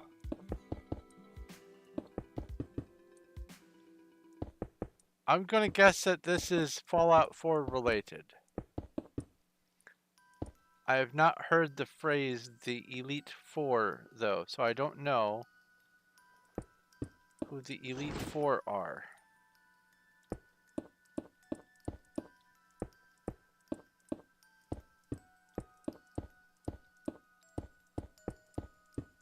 Wait, no, in Platinum. Platinum sounds like it's code for a Pokemon game. And the Elite Four must be the Elite Four Pokemon trainers. That's probably what it is, right? Am I, like, way off the mark?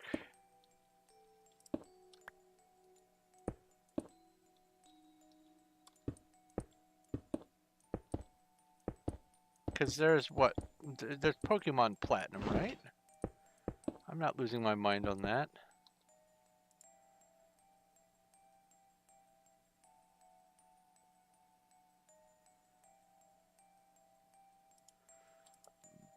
Ah, how big of a company do you work for? Because if they have an HR, you can say, hey, I'm being tasked with this extra duty. I would like to discuss extra wages.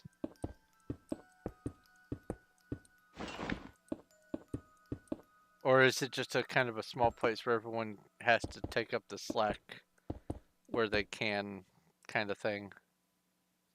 Sous chef? Oh, okay.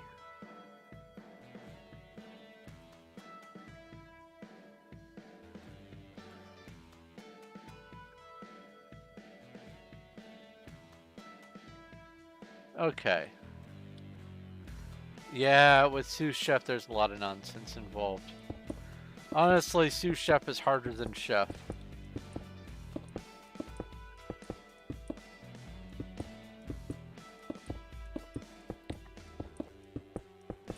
I have a friend who has been both.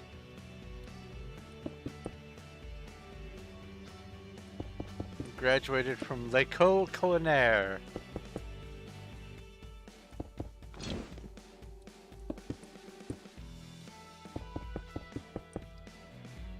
And he says he is envious that I can make a better scrambled eggs and cheese than he can.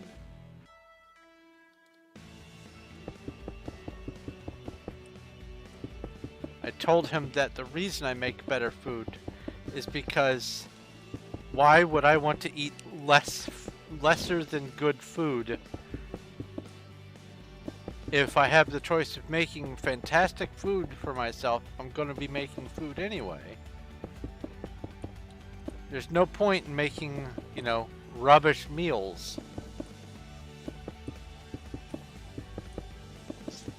says, fair enough, but I'd still like to know your recipe. Still haven't given it to him.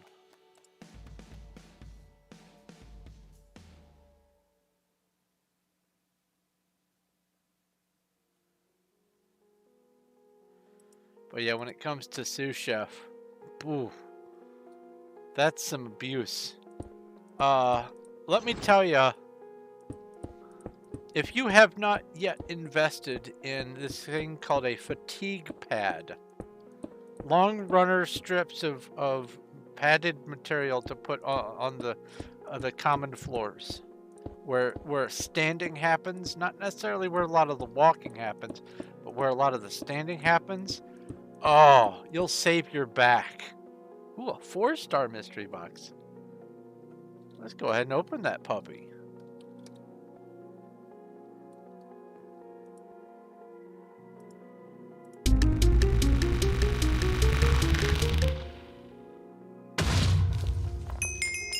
And it's dust.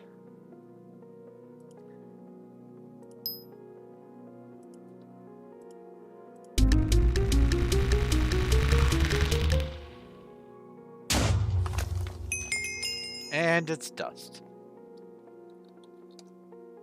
Ah!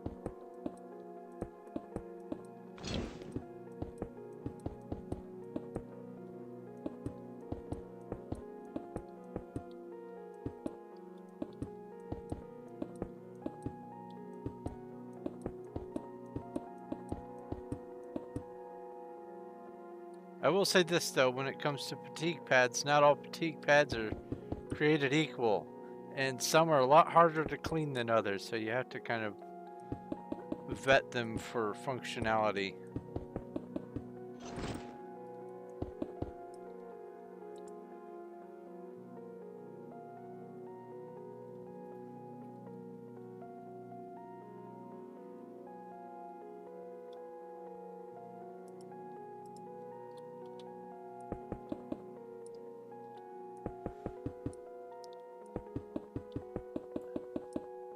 When you say replaced, it sounds to me like there's a lot of waste going on there. Are they... Please tell me they're... By replaced, you mean repurposed and not just trashed. Repurposed or recycled.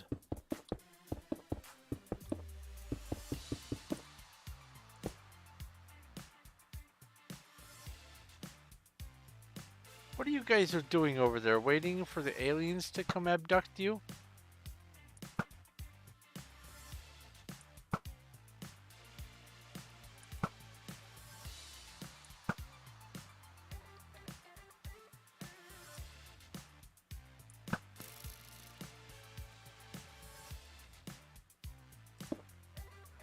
Ooh, this one's perfectly rectangular.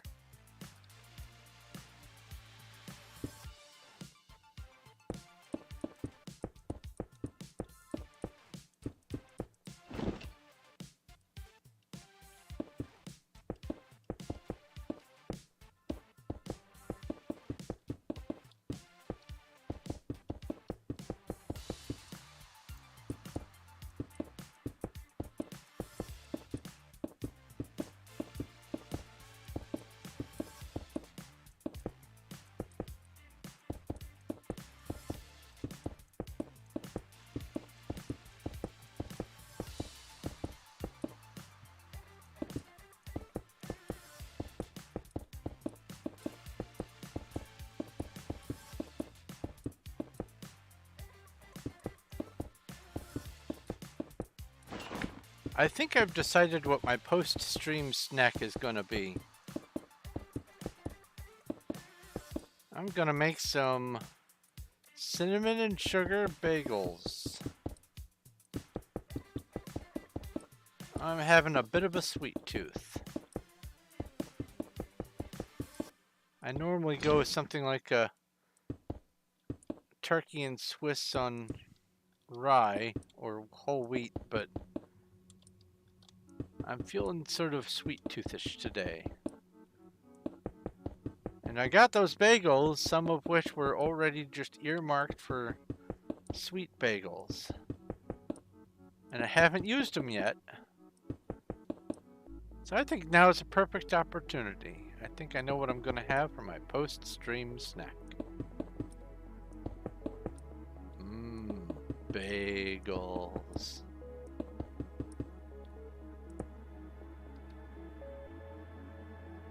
Getting close. I have, I think, less than half a dozen more of these things to go. And then at that point I'll just be wrapping up the stream because it'll be about or right after midnight at that point anyway. So since I'm in what's effectively the home stretch, let's see here. Is there anything I wanted to cover again or talk about today?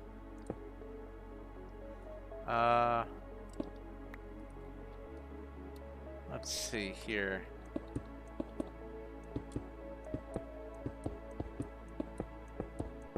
I have...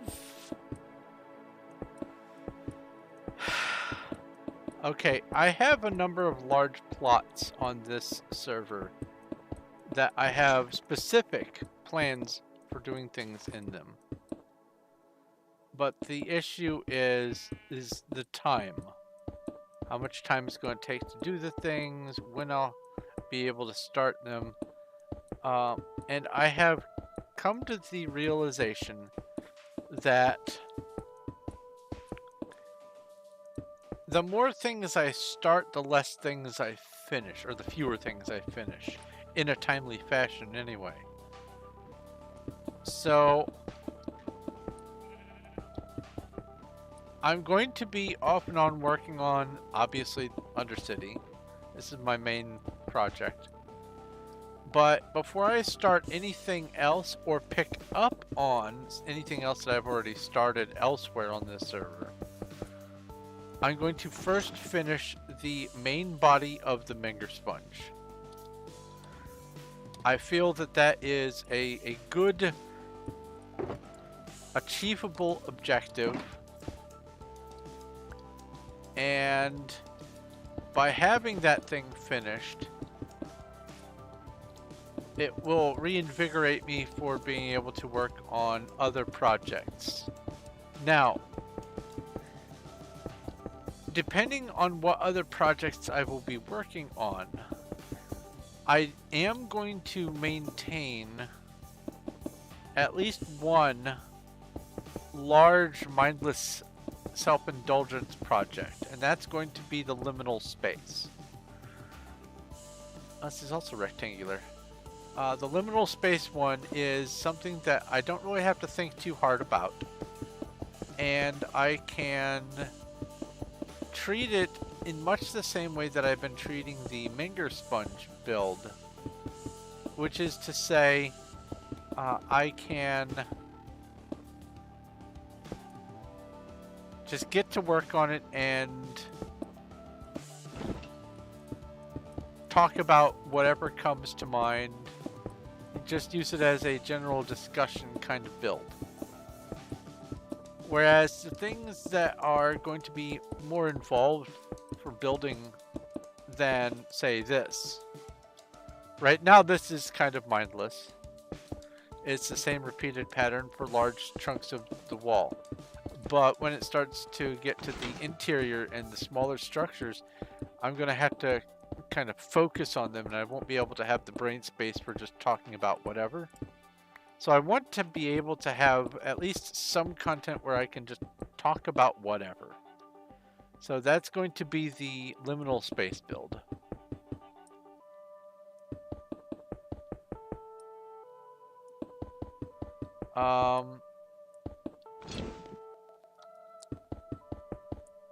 What's this going on?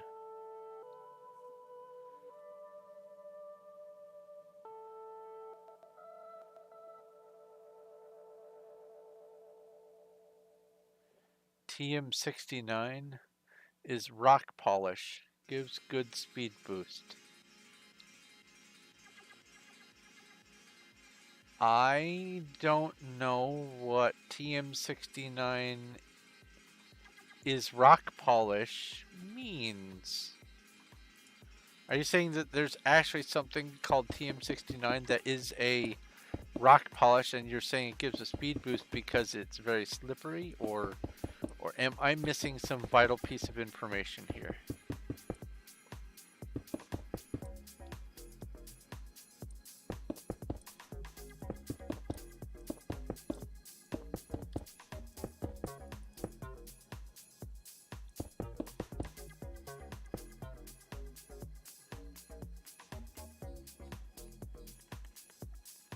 I can't wait until I redo this part of the terrain, but something about it has this charm for me. This, like, I might leave this part as an exposed cave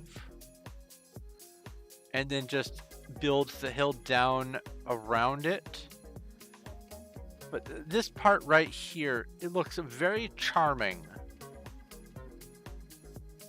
And yes, I know it's outside my claim, but no one else is gonna care. No one else uses this.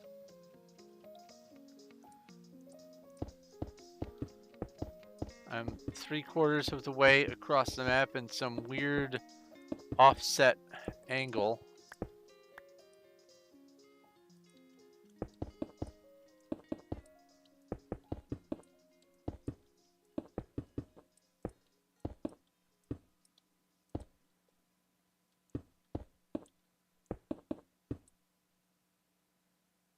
Oh, that reminds me.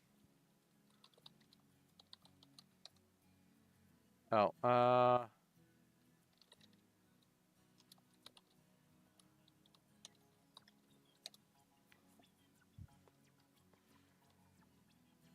so there's spawn right there. Down here is the sector where this is. This is owned by someone named Clicky. And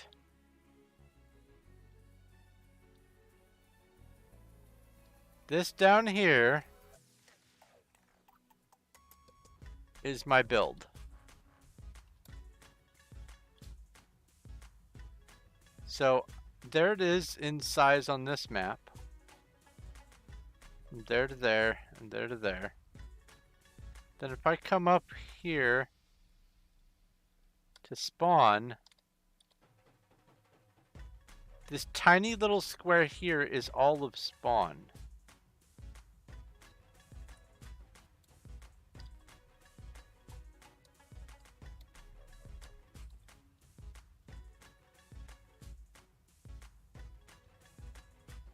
I have, not only do I have on spawn road the single largest object,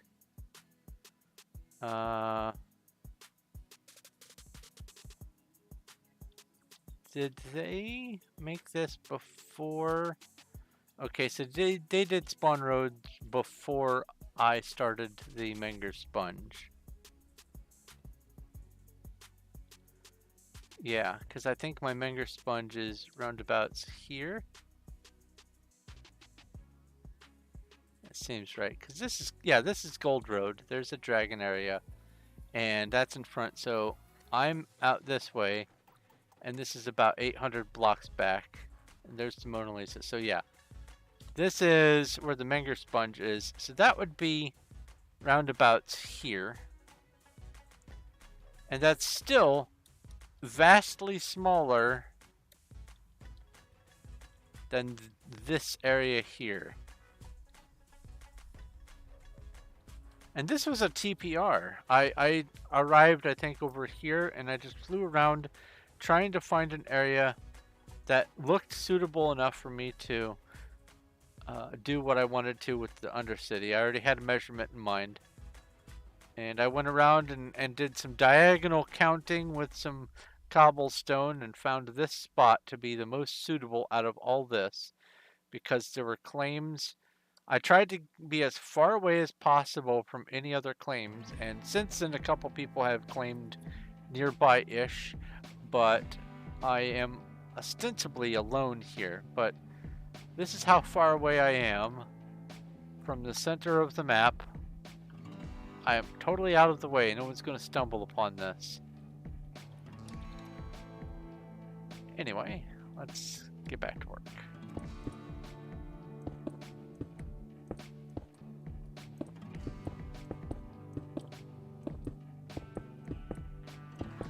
Where I'm going with that, though, is modifying the terrain outside of my claim. No one's going to care.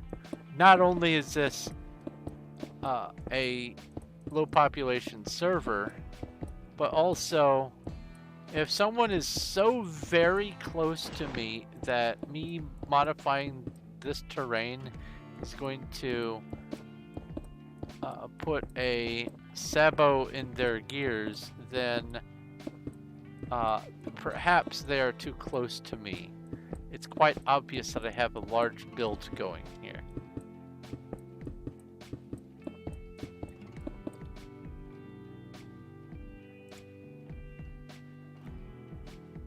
Technical machine, a disc that teaches Pokemon moves. Rock polish.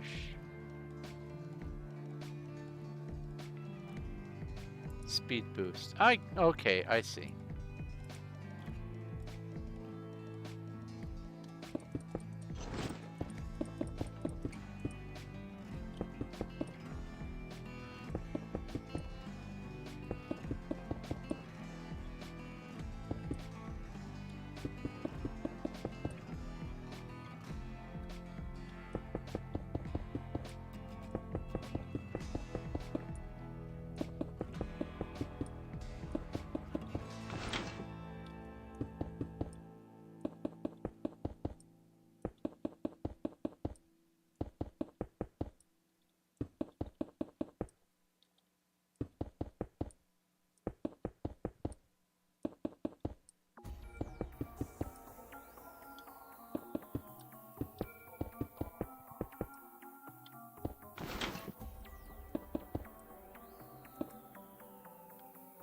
Okay.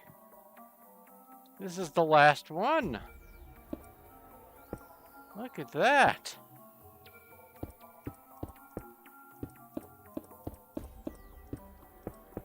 I'll basically be finishing right at midnight, and then it's gonna be cinnamon sugar bagel time. Not to be confused with peanut butter jelly time. That was made in preparation for lunch.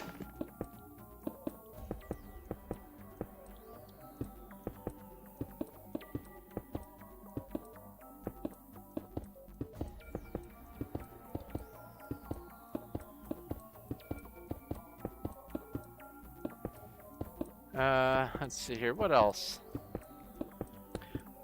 Tomorrow, very probably, I'm going to be streaming the Stardust Fragment data pack, along with the Simple Energy. They go hand in hand, so I can't really do one without the other. Well, I mean, I can't do Stardust Fragment without having Simple Energy, so I have to cover Simple Energy, and so I'll do Simple Energy and Stardust Fragment, and see if there's anything funny that comes along with it. We'll find out. I did see a weird error when I tried to load it in server. There is something that has to do with generating some kind of, like, I think uranium loot or something like that that is not functioning properly. So we'll see what happens with that. I'm going to try to get through everything that there is, if I can. A lot of the stuff is just blocks and materials, but there is a bunch of hardware to mess with. And then as far as Saturday and Sunday are concerned, almost certainly no stream on YouTube, possibly streaming on Discord though. My weekends are kind of up in the air. I don't always know what's going to happen because sometimes we are kind of reactive to all right, well, what needs to get done? This. Okay, let's just go ahead and knock this out today, and then we don't have to worry about this over the next couple of weeks. And so it's just kind of Saturdays and Sundays are our catching up days. So I don't really always have time for streaming on Saturdays and Sundays. Fridays, sometimes. But the plan is to do the data pack testing for the Stardust Fragment and Simple Energy, and see if any kinks show up, like feet or anything like that. And then maybe try to re-add the Bracken pack and see if on single player it's going to work just fine with all the other stuff. And if it is, heavenly. If not, then I'm already resigned to it not working. So it's not going to be a terrible surprise. Hello, Samuel. Do I use CurseForge? I also got scared off the mods and plugins and things like that during that whole virus thing. Is it safe to go back and play? I'm not sure. I do know that the mods that I was using for a lot of the stuff that I have, none of them correspond to the things that they found the issues with for the viruses, but that doesn't mean that there weren't other viruses going around.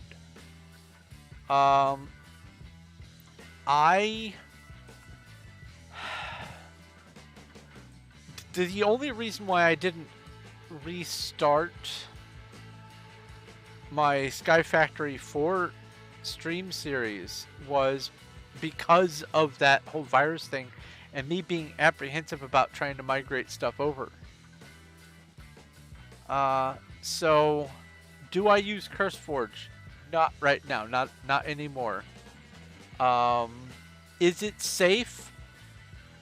I betcha dollars to donuts it's probably safe. And here's why I say this. They're a business. They cannot remain a functioning business if their product is broken and causing people to stop using their product. They are a business that runs on repeat customers. And if the customers don't come back, then they aren't going to stay in business. So they will do everything they can and be as transparent as they possibly can to make sure that everyone who has their trust in them remains within their trust. So I'm gonna bet that CurseForge is safe, but I, like you, am I'm iffy, which is part of the reason why I'm trying to come up with this other stuff of my own. So I'm right there with you. It's iffy. It's questionable. I hate that things like that can get spoiled so easily for people who rely on something, and then one person or one negative element can ruin something for everyone. I hate that. But I believe the people at CurseForge have done good, and that they have provided the safety measures. And I believe you can still go to their news pages and go back to when that happened and follow their links to get the specific software that they wrote to find, weed out, and neutralize any existing similar stuff that may be on your system. I saw some people saying that they even used it to find stuff that was infected that they didn't get from CurseForge. So it found stuff that was from elsewhere that was also infected with the same or similar things. So I believe that they did good, but I'm not going to just charge straight back into CurseForge. There's a lot. I was making a mod pack called Suffer the Dark, and that's up in the air for now because of that whole virus thing. So great question. I'm going to say it's safe, but I'm phobic of it. But anyway, you've joined just in time for me to begin wrapping things up. So here I am at the entrance to Lordaeron, or on the entrance to Lordaeron. The entrance is actually down here. I just haven't punched the hole through the wall yet. So let's scoot forward a little bit in the air. Gaze longingly at the camera and the audience. And say thank you ever so very, very much for the time, conversation, company, and everything else that you have afforded me. I appreciate every moment I get to spend with you and for you. Doing these projects brings a lot of joy to my heart, but it does me even more good to see that you guys are enjoying it, engaged, have things to talk about, and keep coming back. I absolutely love you guys. If you have any questions, comments, or suggestions, leave them in the comment section below. Or you could message me on Discord. I have my channel link down below. If you follow that link, remember to pick the YouTube reaction role. Or if you're on Performium, you can pick the Performium reaction role, or both. Either way, you need to pick a role, otherwise you won't be able to see what's going on the Discord. Also down below, I have a link to both my Streamlabs for tipping.